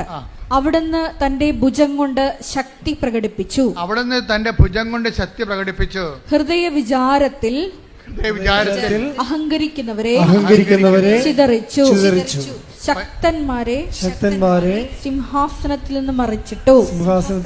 എളിയവരെ ഉയർത്തി. അപ്പോൾ ഇതിൻ്റെ അകത്ത് വരുന്ന ഒരു വിഷയം, അഹങ്കാരം കുറക്കുമ്പോൾ തന്നെ ഒരു എളിമ വരത്തില്ലേ? അപ്പോഴതിനാണ് വിനയം എന്ന് പറയണത്. ചില ആൾക്കാർക്ക് ഭയങ്കര വിനയമായിട്ട് നമുക്ക് നിവൃത്തിയില്ലാത്ത കാര്യം സാധിച്ചെടുക്കാൻ വേണ്ടി ചില ആൾക്കാർ വിനയം അഭിനയിക്കും. അവർക്ക് വിനയം അത് അവർക്ക് വിനയമില്ല, ചുമ്മാ ഈ കാര്യം കാണാൻ വേണ്ടി തൽക്കാലം കാണിക്കുന്ന ഒരു അഭ്യാസമാണെന്ന് നമുക്കറിയാമെങ്കിലും ആ അഭിനയമല്ല. അതായത് ഈ അഹങ്കാരം അവസാനിപ്പിക്കുമ്പോഴാണ് വിനയം രൂപപ്പെട്ട് വരുന്നത്. അഹങ്കാരവും വിനയവും ഒരുമിച്ച് വസിക്കത്തില്ല. അതിവിടെ വിഷയമാണ്. ഉടമ്പടിയിലുള്ള ആൾക്കാർ ഇപ്പം അതെനിക്കറിയാം, എന്നോട് ആരും പഠിപ്പിക്കണ്ട എന്ന് പറയത്തില്ല. അതാണ് അഹങ്കാരം. അതെനിക്കറിയാം, എന്നെ ആരും പഠിപ്പിക്കണ്ട എന്ന് പറയും. നമ്മളാരും നശിച്ച് കാണാൻ ദൈവം ആഗ്രഹിക്കുന്നില്ല. സത്യമാർഗം സ്വീകരിക്കാൻ എന്ന് മാത്രമേ ഉള്ളൂ. നമ്മളാരും നശിച്ചരുതെന്നും, take the word of God, ആരും നശിച്ചു പോകരുതെന്നും ശ്രദ്ധിക്കട്ടെ. ഹല്ലേലൂയ ഹല്ലേലൂയ ഹല്ലേലൂയ ഹല്ലേലൂയ. യേശുവേ നന്ദി. ഹല്ലേലൂയ ഹല്ലേലൂയ ഹല്ലേലൂയ ഹല്ലേലൂയ ഹല്ലേലൂയ ഹല്ലേലൂയ ഹല്ലേലൂയ. യേശുവേ സ്തുതി, യേശുവേ ആരാധന ആരാധന ആരാധന. 2 പത്രോസ് 3:9. 2 പത്രോസ് 3:9. കാലവിളംബത്തെക്കുറിച്ച് ചിലർ വിചാരിക്കുന്നത് പോലെ കർത്താവ് തന്റെ വാഗ്ദാനങ്ങൾ പാലിക്കുന്നതിൽ താമസം വരുത്തുന്നില്ല. ആരും നശിച്ചു പോകാതെ എല്ലാവരും അനുദപിക്കണമെന്ന് അവിടുന്ന് ആഗ്രഹിക്കുന്നത് കൊണ്ട് നിങ്ങളോട് ദീർഘക്ഷമ കാണിക്കുന്നുവെന്നേയുള്ളൂ. അതായത് ദൈവത്തിൻ്റെ ഒരു പ്രഖ്യാപിത നിലപാട് എന്താണ്? നമ്മളെ ശിക്ഷിക്കണമെന്നുള്ളതല്ല, പിന്നെന്താണ്? നമ്മളാരും നശിച്ചു പോകരുതെന്നാണ്. അപ്പം അതുകൊണ്ട് നമുക്ക് തിരിച്ചു വരാനുള്ള സമയങ്ങളുണ്ട് ശരിക്കും. അതുകൊണ്ട് ദീർഘക്ഷമ നമ്മൾ കാണിക്കണം ദൈവം നമ്മളോട്. നമ്മൾക്കിതുപോലുള്ള അനുഭവങ്ങൾ വരുമ്പോൾ, ഈ കൂടുതൽ അനുഭവങ്ങളിലേക്ക് നമ്മൾ വളർന്നു വരുമ്പോൾ എന്താ ഗുണമെന്നറിയാമോ? നമുക്ക് ഈ അനുഭവങ്ങളാണ് ശരിക്കും പറഞ്ഞാൽ പെരുമാറ്റങ്ങൾ തരുന്നത്. ദൈവത്തെക്കുറിച്ച് ഇപ്പോൾ സുനിലിനൊരു അനുഭവം കിട്ടി. ഇനി സുനിലിൻ്റെ ശരീരത്തിൽ 16 മുഴകളുണ്ട്. ഉടമ്പടി തൈലം തേച്ചപ്പോൾ ആ മുഴകളെല്ലാം അപ്രത്യക്ഷമാകുമ്പോൾ ഒക്കെ 3 അവശേഷിച്ച്. ഇപ്പം സുനിൽ എന്താ പറയണത്? ഞാൻ ഈ 3 വേണ്ടി ആശുപത്രി പോകത്തില്ല. എന്താ കാര്യം? എൻ്റെ അമ്മ എന്നെ സുഖപ്പെടുത്തിക്കൊള്ളു. അപ്പം മുഴ കണ്ടിട്ട് അന്താളിക്കണില്ല. അതിനോട് ഒരു സൗമ്യത കാണിക്കണേ അദ്ദേഹം. എന്നുവെച്ചാൽ സഹിക്കുന്ന സ്നേഹത്തിൻ്റെ കൂടെ, സഹിക്കുന്ന സ്നേഹം എന്താണ്? ക്ഷമയാണ്. സൗമ്യത എന്ന് പറയുന്നത് സഹിക്കുന്ന സ്നേഹത്തിൻ്റെ കൂടെ പ്രത്യാശ കയറുമ്പോഴാണ് സൗമ്യത ഉണ്ടാകണത്. സൗമ്യത എന്ന് പറയുന്നത് ഒരു കോമ്പൗണ്ടായിട്ടോ ഒരു പല പുണ്യങ്ങളുടെ ഒരു കോമ്പൗണ്ടാണ്. സഹിക്കുന്ന സ്നേഹമാണ് ബേസ്മെൻറ്റ്. ആ സ്നേഹത്തിൻ്റെ കൂടെ സഹനം കയറുമ്പോൾ ആ ക്ഷമ. ഞാൻ ക്ഷമിച്ചിരിക്കണം എന്ന് വെച്ച് കഴിഞ്ഞാൽ എൻ്റെ അർത്ഥം എന്താണ്? എനിക്ക് നിന്നോട് സ്നേഹമുണ്ട്, എൻ്റെ സ്നേഹം കാരണം ഞാൻ നിന്നെ സഹിച്ചിരിക്കുന്നു എന്നർത്ഥം. അതാ ക്ഷമ. അതായത് എനിക്ക് സ്നേഹം നിന്നോടുണ്ട്, സ്നേഹം കാരണം ഞാൻ നിന്നെ സഹിച്ചിരിക്കുന്നു. അതിൻ്റെ പേരെന്താണ്? ക്ഷമിച്ചിരിക്കുന്നു എന്നാണ്. അപ്പം ക്ഷമയെന്ന് പറഞ്ഞാൽ എന്താണ്? സ്നേഹം പ്ലസ് സഹനമാണ് ക്ഷമ. നിങ്ങൾക്ക് സ്നേഹം ഉണ്ടെങ്കിലും സഹിക്കാൻ തയ്യാറാകണം. ദൈവം ക്ഷമയുള്ളവനാണെന്ന് പറഞ്ഞു കഴിഞ്ഞാൽ, കരുണയുള്ളവനാണെന്നൊക്കെ പറഞ്ഞു കഴിഞ്ഞാൽ, അത് പറയണമെങ്കിൽ നമുക്കെന്താ മുടക്ക്? പറഞ്ഞാൽ പോരെ. പക്ഷേ കർത്താവ് പറയും, എനിക്ക് മുടക്കുണ്ട്. എനിക്ക് നിങ്ങളുടെ സ്നേഹമാണെന്ന് പറഞ്ഞാൽ ഞാൻ ആ സ്നേഹത്തെ സാധൂകരിക്കാൻ വേണ്ടി ഞാൻ സഹിച്ചിട്ടുണ്ട്. അതാണ് ദൈവം ക്ഷമിച്ചിരിക്കുന്നത്. അത് ക്ഷമയാണല്ല. കുരിശിൻ്റെ അവസാനം പറയുന്നത് എന്താണ്? പിതാവേ, അവർ ചെയ്യുന്ന എന്തെന്ന് അവരറിയുന്നില്ല, അവരോട്. കുരിശിൻ്റെ ക്ഷമയാണ്. ആ ക്ഷമ നമുക്ക് തരണേ എന്താണ്? ആ ക്ഷമ നമുക്ക് കിട്ടാനുള്ള ശിക്ഷ പുള്ളിക്കാരൻ വാങ്ങിച്ചെന്നാണ് ഈ പറയണത്. വീട്ടിലെ നമുക്ക് കിട്ടാനുള്ള പാപത്തിൽ കിട്ടാനുള്ള ശിക്ഷ അങ്ങേര് ശരീരത്തിൽ വാങ്ങിച്ചു. അതുകൊണ്ട് എന്താണ്? അങ്ങേര് നമുക്ക് വേണ്ടി സഹിച്ചു. സ്നേഹത്തിൻ്റെ കൂടെ സഹനം വരുമ്പോഴാണ് സഹിക്കുന്ന സ്നേഹം ഉണ്ടാകുന്നത്. ഈ സഹിക്കുന്ന സ്നേഹമാണ് ക്ഷമ. അപ്പം ക്ഷമയെന്ന് പറയുമ്പോൾ സഹിക്കണം, അല്ലാതെ ക്ഷമ എന്ന് പറഞ്ഞൊരു കാര്യമില്ല. ചില ആൾക്കാർ പറഞ്ഞില്ലേ, ഞാൻ ക്ഷമിച്ചിരിക്കുന്നു പക്ഷെ ഞാൻ മറക്കത്തില്ല. അടി മോദത്തിൽ കൊടുക്കേണ്ടതാണ് അവൻ്റെ. എന്താ കാര്യം? ക്ഷമിച്ചാൽ ദൈവം മറക്കും. ക്ഷമിച്ചെന്ന് വെച്ചാൽ പിന്നെ അതിനെക്കുറിച്ച് ഓർക്കത്തില്ല. ഓർത്ത് കഴിഞ്ഞാൽ നമ്മുടെ മോന്ത മാറും. ഇല്ലേ? ക്ഷമിച്ചെന്ന് പറഞ്ഞിട്ട് പിന്നെയും ഈ തേള് കുത്തിയ മോന്തയായിട്ട് നടക്കുകയല്ലേ. ക്ഷമിച്ചു എന്ന് പറഞ്ഞിട്ട് പിന്നെയും നമ്മുടെ മോന്ത അവരെ കാണുമ്പോൾ തേള് കുത്തിയ പോലെ ഇരിക്കും. നീ ആരെങ്കിലും നിങ്ങൾ കാണുമ്പോൾ തേള് കുത്തിയ മോന്ത കാണിച്ചിട്ടുണ്ടെങ്കിൽ നീ ക്ഷമിച്ചിട്ടില്ല അവരോട്. അതാ വിഷയം. കാര്യം എന്താണ്? സഹിക്കാൻ നീ തയ്യാറല്ല. കാര്യം ക്ഷമയെന്ന് പറഞ്ഞാൽ എന്താണ്? സഹിക്കുന്ന സ്നേഹമാണ്. ഈ സഹിക്കുന്ന സ്നേഹം ചില ആൾക്കാർ നമ്മൾ പലവട്ടം സഹിക്കേണ്ടി വരും. ഭർത്താവിനും ഭാര്യനൊക്കെ ഉള്ള കുഴപ്പം അതാ. കാര്യം രണ്ടും ഒരു കൂരെ താമസിക്കുകയല്ലേ. പലവട്ടം ഞങ്ങൾക്കൊരു ഇടവകയിൽ ചെന്ന് കഴിഞ്ഞാൽ 5 കൊല്ലം ഇടവക്കാർ നമ്മളെ സഹിച്ചാൽ മതി. 5 കൊല്ലം കഴിയുമ്പോൾ ബിഷപ്പ് പറയും വണ്ടി വിട്ടേക്കാൻ പറയും അടുത്ത ഇടവകയിലോട്ട്, അടുത്ത ഇടവക പണി ഉണ്ടാക്കാൻ വേണ്ടി. എന്നാലും ഞങ്ങൾ പരമാവധി ആൾക്കാർ സ്നേഹിച്ചൊക്കെയാണ് ജീവിക്കുന്നത്. പരമാവധി എല്ലാ കാര്യങ്ങളും ഇടപെടുകയും ചെയ്യും. ഞാനോർക്കണേ ഇനി ഒരു ജന്മം കിട്ടിയാൽ ഞാൻ കത്തോലിക്ക പുരോഹിതനാകും. എന്താ കാര്യം? ജനങ്ങളെ സ്നേഹിക്കാൻ ഇതുപോലുള്ള ഒരു അവസരമുള്ള ഒരു ശുശ്രൂഷ വേറെയില്ല. ഞാൻ എന്തുകൊണ്ടാണ് നിങ്ങൾക്ക് രാത്രിയും പകലും സംരംഭ്യമാക്കണത്? എന്താ കാര്യം? എന്നെ കൈയും കാലും കെട്ടാൻ എനിക്ക് ആരുമില്ല. കാര്യം ഞാൻ എടുത്ത സ്വന്തം തീരുമാനത്തിലാണ് ജീവിതം സമർപ്പിച്ചിരിക്കുന്നത്. അപ്പോൾ ദൈവം എന്തുകൊണ്ടാണ് അതിൻ്റെ കൂടെ നിൽക്കണത്? അതിൻ്റെ കൂടെ ദൈവം നിൽക്കണത് എന്തുകൊണ്ടാണ്? നിങ്ങൾ തന്നെ സാക്ഷ്യം, നിങ്ങളുടെ ഭർത്താവിനോടോ ഭാര്യയോടോ ഉള്ള സമർപ്പണം സത്യസന്ധമാണെങ്കിൽ ദൈവം നിങ്ങളുടെ കൂടെ നിൽക്കും. ഈ ഡൈവേഴ്സിൻ്റെ ആവശ്യം വരത്തില്ല. ഇപ്പോഴെന്ന് വെച്ചാൽ ഈ ഡൈവേഴ്സ് ഒത്തിരി വരുന്നുണ്ടല്ലോ ഇങ്ങനെ വരുന്നത്. അതിൻ്റെ കാര്യം അവർക്ക് വിശ്വാസം ഇല്ലാത്തതുകൊണ്ടാണ്. വിശ്വാസമുള്ളവർ ആരും ഡൈവേഴ്സ് ആകുന്നില്ല. എത്ര പേരാണ്? അപ്പോൾ നമ്മൾ പറയുമ്പോൾ ഒരു 100 പേരെ കല്യാണം കഴിപ്പിച്ച 10 പേരാണ് ഇങ്ങനെയുള്ള ഡൈവേഴ്സിലേക്ക് വരണം. അത് പറയണ സാവരജംഗ വസ്തുക്കൾക്ക് വേണ്ടിയോ അല്ലെങ്കിൽ ജോലി സംബന്ധമായ കാര്യങ്ങൾക്ക് വേണ്ടി, ദൈവത്തിൻ്റെ മുമ്പിൽ പട്ടിക്കാട്ടത്തിൻ്റെ വില പോലും ഇല്ലാത്ത കാര്യങ്ങൾക്ക് വേണ്ടിയാണ് നിങ്ങൾ ദൈവത്തിൽ നിന്ന് അകന്ന് പോകണത്. ശരിക്കും പറഞ്ഞാൽ ഡൈവേഴ്സ് എന്ന് വെച്ചാൽ ദൈവമായിട്ട് ഡൈവേഴ്സ് ചെയ്ത് പോവുകയാണ്. അല്ലാതെ ഭർത്താവുമായിട്ട് നമുക്ക് ഡൈവേഴ്സ് ചെയ്യാൻ പറ്റത്തില്ല. ഭർത്താവുമായിട്ട് മാത്രമോ ഭാര്യയുമായിട്ട് മാത്രമോ ഡൈവേഴ്സ് ചെയ്യാൻ പറ്റത്തില്ല. അതുകൊണ്ട് നീ എങ്ങനെ അധപ്പതിച്ചു എന്ന് നോക്കണമെന്ന് പറഞ്ഞിട്ടുണ്ട്. Take the bed of God. വെളിപ്പാടിൻ്റെ പുസ്തകം എടുത്ത് നീ എവിടെ നിന്നാണ് അധപ്പതിച്ചതെന്ന് നോക്കണം. എന്ത് വിഷയം പറഞ്ഞാണ് നീ അധപ്പതിച്ചതെന്ന് നോക്കണമെന്നോ? ശ്രുതിക്കട്ടെ. ഹല്ലേലൂയ, ഹല്ലേലൂയ, ഹല്ലേലൂയ, ഹല്ലേലൂയ. യേശുവേ നന്ദി. ഹല്ലേലൂയ, ഹല്ലേലൂയ. യേശുവേ, യേശുവേ, ഹല്ലേലൂയ, ഹല്ലേലൂയ, ഹല്ലേലൂയ, ഹല്ലേലൂയ, ഹല്ലേലൂയ, ഹല്ലേലൂയ, ഹല്ലേലൂയ, ഹല്ലേലൂയ. യേശുവേ ആരാധന, ആരാധന. വെളിപാട് 2:5. വെളിപാട് 2:5.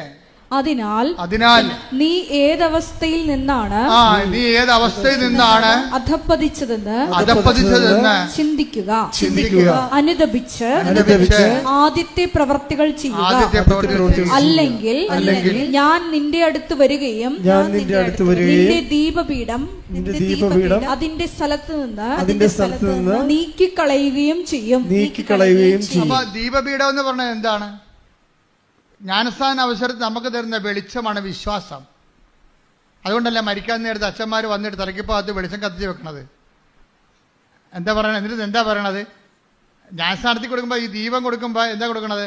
ദീപം ജ്ഞാനസ്ഥാനത്തിൽ കൊടുത്തിട്ട് കൊച്ചിൻ്റെ കൈ കൊടുത്ത് പറയും, മാതാപിതാക്കന്മാരെ, ജ്ഞാനപിതാക്കളെ, നിങ്ങളുടെ കുഞ്ഞ് ക്രിസ്തുവിനാൽ പ്രകാശിതയാണ്. അവളെന്നും വെളിച്ചത്തിൻ്റെ മകനായി ജീവിക്കേണ്ടതാണ്. ക്രിസ്തുവിൻ്റെ പ്രകാശം അവനിൽ തിളങ്ങി വിളങ്ങട്ടെ. ദിവനാഥം വരുമ്പോൾ സ്വർഗസ്ഥരായ എല്ലാ വിശുദ്ധന്മാരുടെ അവിടുത്തെ എതിരേൽക്കുവാനുള്ള ഭാഗ്യം അവർക്ക് ലഭിക്കട്ടെ എന്ന് പറഞ്ഞുകൊണ്ടാണ് ദീപപീഠം തരണത്. ദീപപീഠം തരികയാണേ, വെളിച്ചം വിശ്വാസം തരികയാണേ. നീ വിശ്വാസത്തിനെതിരെ പ്രവർത്തിച്ചാൽ ഞാൻ വന്നിട്ട് ആദ്യം വിശ്വാസം എടുത്ത് മാറ്റുമെന്ന്. കാര്യം എന്താണ്? നിനക്ക് വിശ്വാസം തന്നിട്ട് കാര്യമില്ല. അതിന് കർത്താവ് പറയണം, ന്യായം എന്ന് പറയണത് പന്നികളുടെ മുമ്പിൽ നിങ്ങളുടെ രത്നങ്ങൾ വിതറരുത്. Take the bed of God. ശ്രുതിക്കട്ടെ. ഹല്ലേലൂയ, ഹല്ലേലൂയ, ഹല്ലേലൂയ, ഹല്ലേലൂയ, ഹല്ലേലൂയ. യേശുവേ നന്ദി. ഹല്ലേലൂയ, ഹല്ലേലൂയ, ഹല്ലേലൂയ, ഹല്ലേലൂയ, ഹല്ലേലൂയ, ഹല്ലേലൂയ. മത്തായി 7:6. മത്തായി 7:6. വിശുദ്ധമായത് വിശുദ്ധമായത് നായ്ക്കൾക്ക് കൊടുക്കരുത്. നായ്ക്കൾക്ക് കൊടുക്കരുത്. നിങ്ങളുടെ മുത്തുകൾ പന്നികൾക്ക് ഇട്ടുകൊടുക്കരുത്. അവ അത് ചവിട്ടി നശിപ്പിക്കുകയും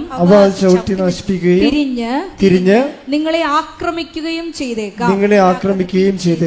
എങ്ങനെയുണ്ട് പരിപാടി? ഇതെല്ലാം കർത്താവ് മുൻകൂട്ടി കണ്ടിട്ടുണ്ട്. ഒന്നിനു വായിച്ചത് വിശുദ്ധമായത് നായ്ക്കൾക്ക് കൊടുക്കരുത്. ഇപ്പൊ ജ്ഞാനസ്നായാലും വിശുദ്ധ വിവാഹമായാലും ഇതാരാണ്? നായ്ക്കൾക്ക് കൊടുക്കരുത്. കൊടുത്തുള്ള അവസ്ഥ എന്താ? അതിൻ്റെ എന്ത് ചെയ്യുന്ന പറഞ്ഞാൽ അത് ചവിട്ടി മെതിക്കും.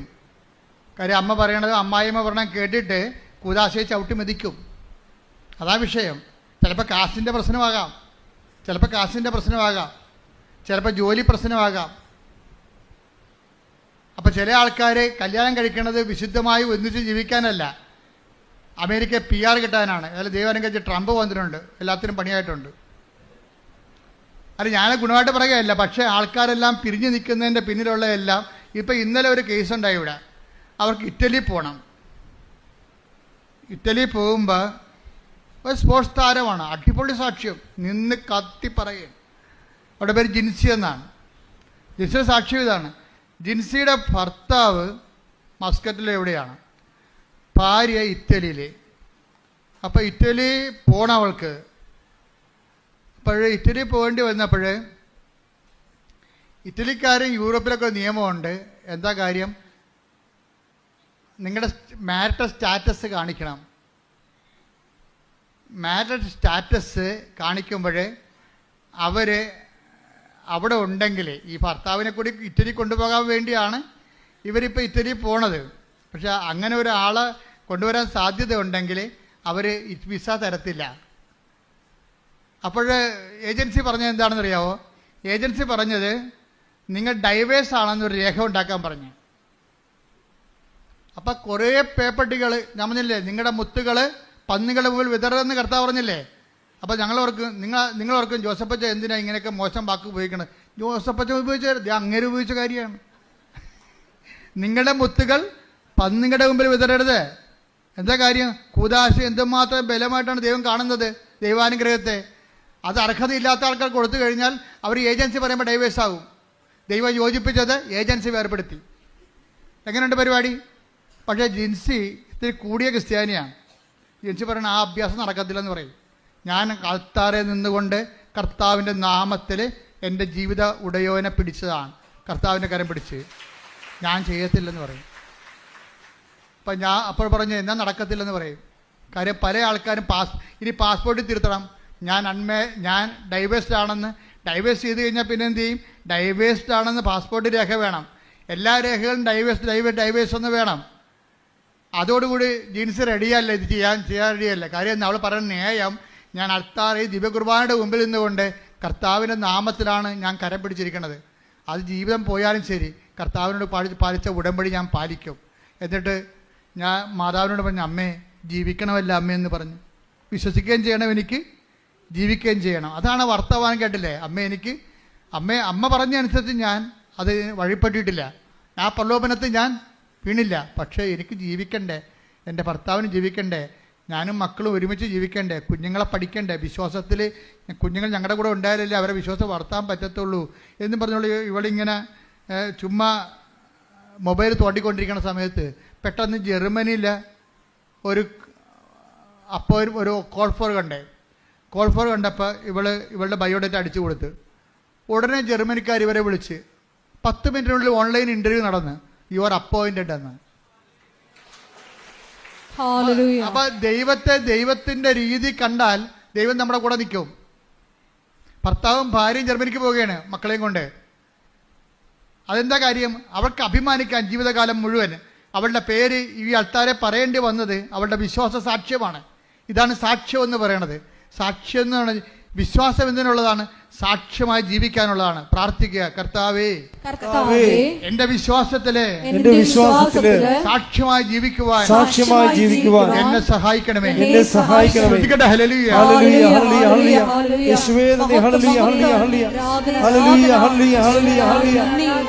പരമദിവ്യകാരുണ്യത്തിന് എന്നേരവും ആരാധനയും സ്തുതിയും പുകഴ്ചയും ഉണ്ടായിരിക്കട്ടെ. എൻ്റെ പ്രിയപ്പെട്ടവരെ, നമ്മൾ കർത്താവ് നമ്മളോട് സംസാരിച്ചുകൊണ്ടിരിക്കുകയാണ്. നിങ്ങൾ ഓർക്കേണ്ടത്, ഇപ്പോൾ ഈ ജിൻസിയുടെ കാര്യം തന്നെ എടുക്കാം. ജിൻസി എന്തുകൊണ്ടാണ് ഡൈവേഴ്സ് ചെയ്യണം, രേഖ ഉണ്ടാക്കണമെന്ന് പറഞ്ഞപ്പോൾ രേഖ ഉണ്ടാക്കാതെ എന്നിട്ട് കർത്താവിനോട് അവളോട് സംസാരിച്ചു. അമ്മ പറഞ്ഞ വചനമനുസരിച്ച് അവൻ പറഞ്ഞ പോലെ ഞാൻ ചെയ്തിട്ടുണ്ട്, ഉടമ്പടിയിലാണ് ഞാൻ. പക്ഷേ എൻ്റെ കുഞ്ഞുങ്ങൾക്ക് ജീവിക്കണ്ടേ, അവരെ വിശ്വാസം പഠിപ്പിക്കണ്ടേ. അപ്പം അതും ദൈവത്തിന് മനസ്സിലാകും. അതാണ് സെക്കൻഡുകൾക്കുള്ള മറുപടിയാണ്, അതിന് സെക്കൻഡുകൾക്കുള്ള മറുപടിയാണ്. എന്നിട്ട് ജിൻസി എന്തുകൊണ്ടാണ് പതറാതിരുന്നത്? ഇത്രയും വലിയ ക്ഷോഭം, നിങ്ങൾ പിരിഞ്ഞ് വേദ്യരേഖ ഉണ്ടാക്കണം എന്ന് പറഞ്ഞപ്പോൾ എന്തുകൊണ്ടാണ് ഇവൾ അതിനെ സൗമ്യമായി നേരിട്ടത്? അതിൻ്റെ കാര്യമായിട്ട് മുൻകാല അനുഭവങ്ങൾ. നമുക്ക് ദൈവം മുൻകാല അനുഭവങ്ങൾ തരുന്നത് ഈ വർത്തമാന കാലത്ത് നിങ്ങൾക്ക് വിശ്വാസത്തിൽ ഒരു പരീക്ഷണം ഉണ്ടാകുമ്പോൾ അതിനെ പ്രതിരോധിക്കാൻ വേണ്ടിയാണ് മുൻകാല അനുഭവങ്ങൾ.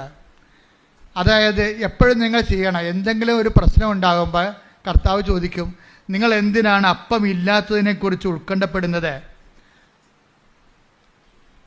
അഞ്ചപ്പം കൊണ്ട് 5000 പേര് തീറ്റിപ്പോറ്റിയപ്പോൾ എത്ര കുട്ട നിറയെ നിങ്ങൾ ശേഖരിച്ചു? കണ്ട, പഴയ കാലം കണക്കാൻ പറഞ്ഞിരിക്കുകയാണ്.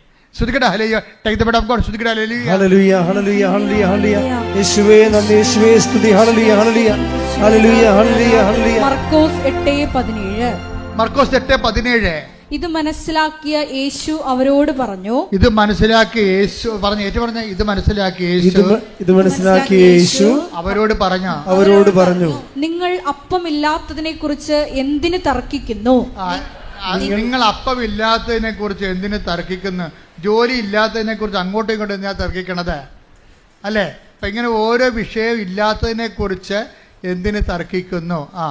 ഇനിയും നിങ്ങൾ മനസ്സിലാക്കുകയും ഗ്രഹിക്കുകയും ചെയ്യുന്നില്ലേ? നിങ്ങളുടെ ഹൃദയങ്ങൾ മന്ദീഭവിച്ചിരിക്കുന്നുവോ? കണ്ണുണ്ടായിട്ടും നിങ്ങൾ കാണുന്നില്ലേ? ചെവിയുണ്ടായിട്ടും നിങ്ങൾ കേൾക്കുന്നില്ലേ?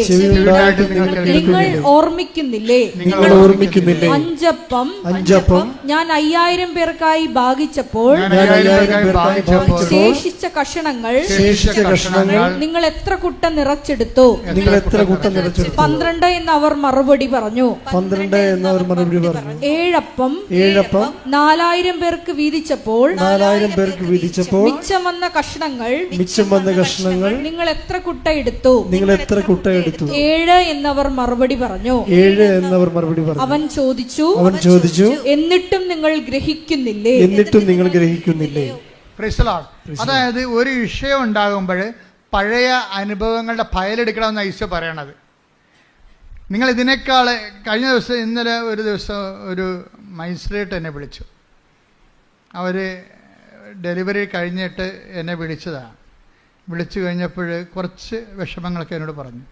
അപ്പോൾ ഞാൻ പറഞ്ഞു, മകളെ, ഇതിനേക്കാൾ വലിയ പ്രയാസങ്ങളിലൂടെയാണ് നിങ്ങളുടെ കുടുംബം കടന്നു പോയത്. ഇന്ന് എത്രയോ വലിയ ഭാഗ്യം കിട്ടി. അപ്പോൾ ആ ദൈവം തന്നെ ഇപ്പോഴും ജീവിച്ചിരിക്കണം. ഇപ്പോൾ ഈ പ്രശ്നമൊക്കെ ഇപ്പോൾ പെട്ടെന്ന് തീരും. കാര്യം എന്താണ്? കഴിഞ്ഞ കാര്യങ്ങളെക്കുറിച്ച് ഓർക്കാൻ.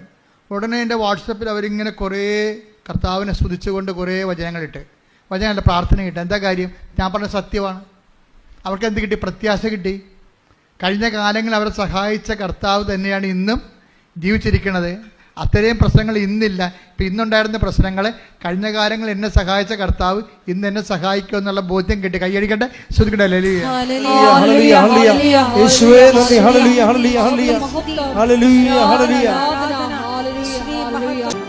നമുക്ക് ഇരുകരങ്ങളും ഉയർത്തി സ്തുതിക്കാം. ഹല്ലേലൂയ, മഹത്വം, മഹത്വം, ആരാധന, ആരാധന. ഹല്ലേലൂയ, ഹല്ലേലൂയ.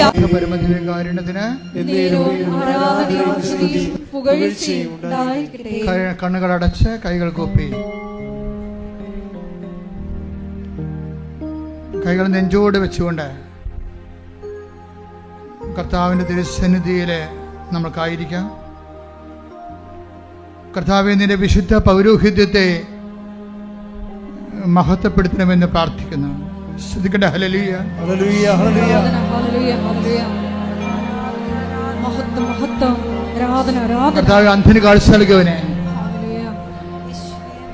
ആരാധന. കർത്താവേ, ചെകിടന് കേട് നൽകിയവനെ, കർത്താവ് ഊമന് സംഭാഷണത്തിന് നൽകിയവനെ, കർത്താവ് മഹ്ഫൂദ് രോഗി സുഖപ്പെടുത്തിയവനെ, കർത്താവ് മരിച്ചവനെ ഉയർപ്പിച്ചവനെ, കർത്താവ് നിന്റെ തിരുനാമത്തിന് സ്തോത്രം ചെയ്യുന്നു. കർത്താവ് നിന്റെ തിരുമുറുപാടുന്ന വലതുകരം, അണിപ്പിടുതാർന്ന അത്ഭുതകരം അങ്ങയുടെ മക്കളുടെ ശിരസിൽ വെക്കണമെന്ന് പ്രാർത്ഥിക്കുന്നു. അടിപ്പിണർ പോലെ, വൈതാക്കാലം പോലെ ദൈവികമായ ശക്തി ആന്തരിക അവയവങ്ങളിലേക്ക് പ്രവേശിക്കട്ടെ. മാർഗ രോഗങ്ങൾ, തീരാവേദികൾ യേശു ക്രിസ്തു നാമത്തിൽ മാറിപ്പോകട്ടെ. ശ്രദ്ധിക്കട്ടെ. നിങ്ങൾ അഭിഷേകത്തിനെയും വിഷം ശ്രദ്ധിച്ചുകൊണ്ടേ ഇരിക്കുക. അച്ഛൻ നിങ്ങളുടെ ജീവിതത്തിന്റെ മേഖലകൾ, ജോലിയില്ലാത്തവർ, വീടില്ലാത്തവർ, വഴിയില്ലാത്തവർ, കുടുംബങ്ങളെക്കുറിച്ചും കുഞ്ഞുങ്ങളെക്കുറിച്ചും വേദന അനുഭവിക്കുന്നവർ, പലതരത്തിലുള്ള സാങ്കേതിക സംഘർഷാത്മകമായ ജീവിത കുടുംബ സാഹചര്യം ഉള്ളവർക്കെല്ലാം വേണ്ടി പ്രാർത്ഥിക്കുന്ന സമയമാണ്. കർത്താവേ, നിന്റെ ഉന്നതമായ നാമത്തിന് സ്വന്തം ചെയ്യുന്ന കർത്താവേ, നിന്റെ വിശുദ്ധ പൗരോഹിത്യത്തെ മഹത്വപ്പെടുത്തണമേ. കർത്താവേ, നീ ഏത് ഭവനത്തിൽ പ്രവേശിക്കുമ്പോഴും ആ ഭവനത്തിന് സമാധാനം ആശംസിക്കുന്ന നടത്തുന്ന കർത്താവേ, ഭവനത്തെ കർത്താവേ, നിന്റെ നാമത്തിൽ ഞങ്ങൾ ഈ ഭവനങ്ങൾക്ക് സമാധാനം ആശംസിക്കുന്നു. ഓൺലൈനിൽ പ്രാർത്ഥിക്കുന്നവരെ അങ്ങ് ഏറ്റെടുക്കണ പ്രാർത്ഥിക്കുന്നു. എന്റെ കർത്താവിന് ഉന്നതമായ നാമത്തില് കർത്താവെ, ഡൈവേഴ്സ് താമസിക്കുന്നവരെ, വിവാഹമോചിതരായവരെ, കർത്താവ് ഒരുമിച്ച് താമസിക്കാൻ ആഗ്രഹിക്കുന്നവരെ, ജീവിക്കാൻ ആഗ്രഹിക്കുന്നവരെ, ഒരുമിച്ച് പിരിഞ്ഞു പോയവരെ, ഒരുമിച്ച് ജീവിക്കാൻ ആഗ്രഹിക്കുന്നവരെ, അവരെല്ലാം സ്പർശിക്കാൻ പ്രാർത്ഥിക്കുന്നു. മക്കളില്ലാത്തവരെ, ഗർഭസ്ഥ ശുദ്ധികൾക്ക് ഹൃദയത്തിന് ദ്വാരവും ആന്തരിക വൈകല്യങ്ങളും ഉള്ളവരെ കർത്താവെ സ്പർശിക്കണമെന്ന് പ്രാർത്ഥിക്കുന്നു. ഇവിടെ കഴിയുന്ന പോലെ കർത്താവെ, അസ്ഥിപഞ്ചങ്ങളുടെ വേദന, കിഡ്നികളിലെ രോഗങ്ങള്, പാങ്ക്രിയാസിക് കല്ലുകള്, ആമാശയത്തിന് കട്ടിയില്ലാതിരിക്കുകയും ഇടിഞ്ഞു പോകുന്ന അവസ്ഥകള്, ഗർഭാശയത്തിന് കട്ടിയില്ലാതിരിക്കുകയും ഇടിഞ്ഞു പോകുന്ന അവസ്ഥകള്, അൾസർ രോഗങ്ങള്, എപ്പിലെപ്സി രോഗങ്ങള്, പിച്ച് രോഗങ്ങൾ, പിസ്റ്റുല രോഗങ്ങള് യേശു ക്രിസ്തുവിന്റെ നാമത്തില് മാറിപ്പോകട്ടെ.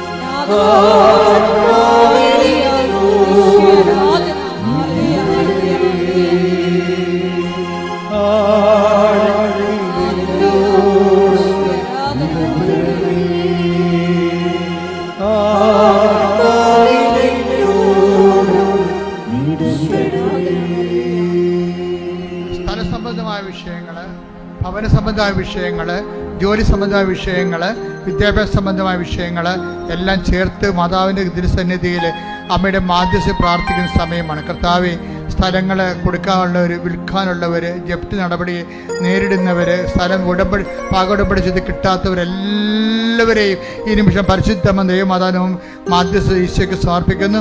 ദൈവത്തിൻ്റെ കരുണ അവരിലേക്ക് ആവശ്യിക്കട്ടെ. മക്കളെക്കുറിച്ച് വേവലാതി കൊള്ളുന്നവർ, പഠിക്കുന്ന കുഞ്ഞുങ്ങൾ, പഠനത്തിൽ പുരോഗതി ഇല്ലാത്തവർ, പഠിക്കാൻ പറ്റാത്തവർ, പഠിക്കുന്നത് മനസ്സിൽ പതിഞ്ഞു നിൽക്കുന്ന പരീക്ഷയെ പരിഹരിക്കാൻ കഴിയാത്തവർ എല്ലാ മക്കളെയും നിന്റെ തിരുമുറാണ് വലതുകരത്തെ സ്പർശിക്കണമെന്ന് പ്രാർത്ഥിക്കുന്ന കർത്താവ്. ഉദ്യോഗസ്ഥരെ, ജോലി ഇല്ലാത്തവർ, ജോലി തേടുന്നവരെ, ഉള്ള ജോലി നഷ്ടപ്പെടാൻ പോകുന്നത്, ഉള്ള ജോലിക്ക് വേണ്ടത് ശമ്പളമില്ലാത്ത ജോലി മാറാൻ ആഗ്രഹിക്കുന്നവരെ, രാജ്യം മാറാൻ ആഗ്രഹിക്കുന്നവരെ, കർത്താവ് ഒരുമിച്ച് ജീവിക്കാൻ ആഗ്രഹിക്കുന്നവർ, ജോലി സംബന്ധ വിഷയങ്ങളിൽ കർത്താവ് ജീവിതം നഷ്ടപ്പെട്ടവരെ എല്ലാവരും സഹിച്ച് പ്രാർത്ഥിക്കുന്നു. ദൈവത്തെ വിസ, ഇന്റർവ്യൂ, PR അതുപോലെയുള്ള എല്ലാവിധ ഓഫർ ലെറ്റർ, അതുമൂലം ഉണ്ടാകുന്ന ഓരോ തകരാറുകൾ, വിഷമതകൾ അനുഭവിക്കുന്ന എല്ലാവരുടെയും എല്ലാ വിഷമതകളും യേശു ക്രിസ്തു നാമത്തിൽ ബന്ധിക്കുന്നു.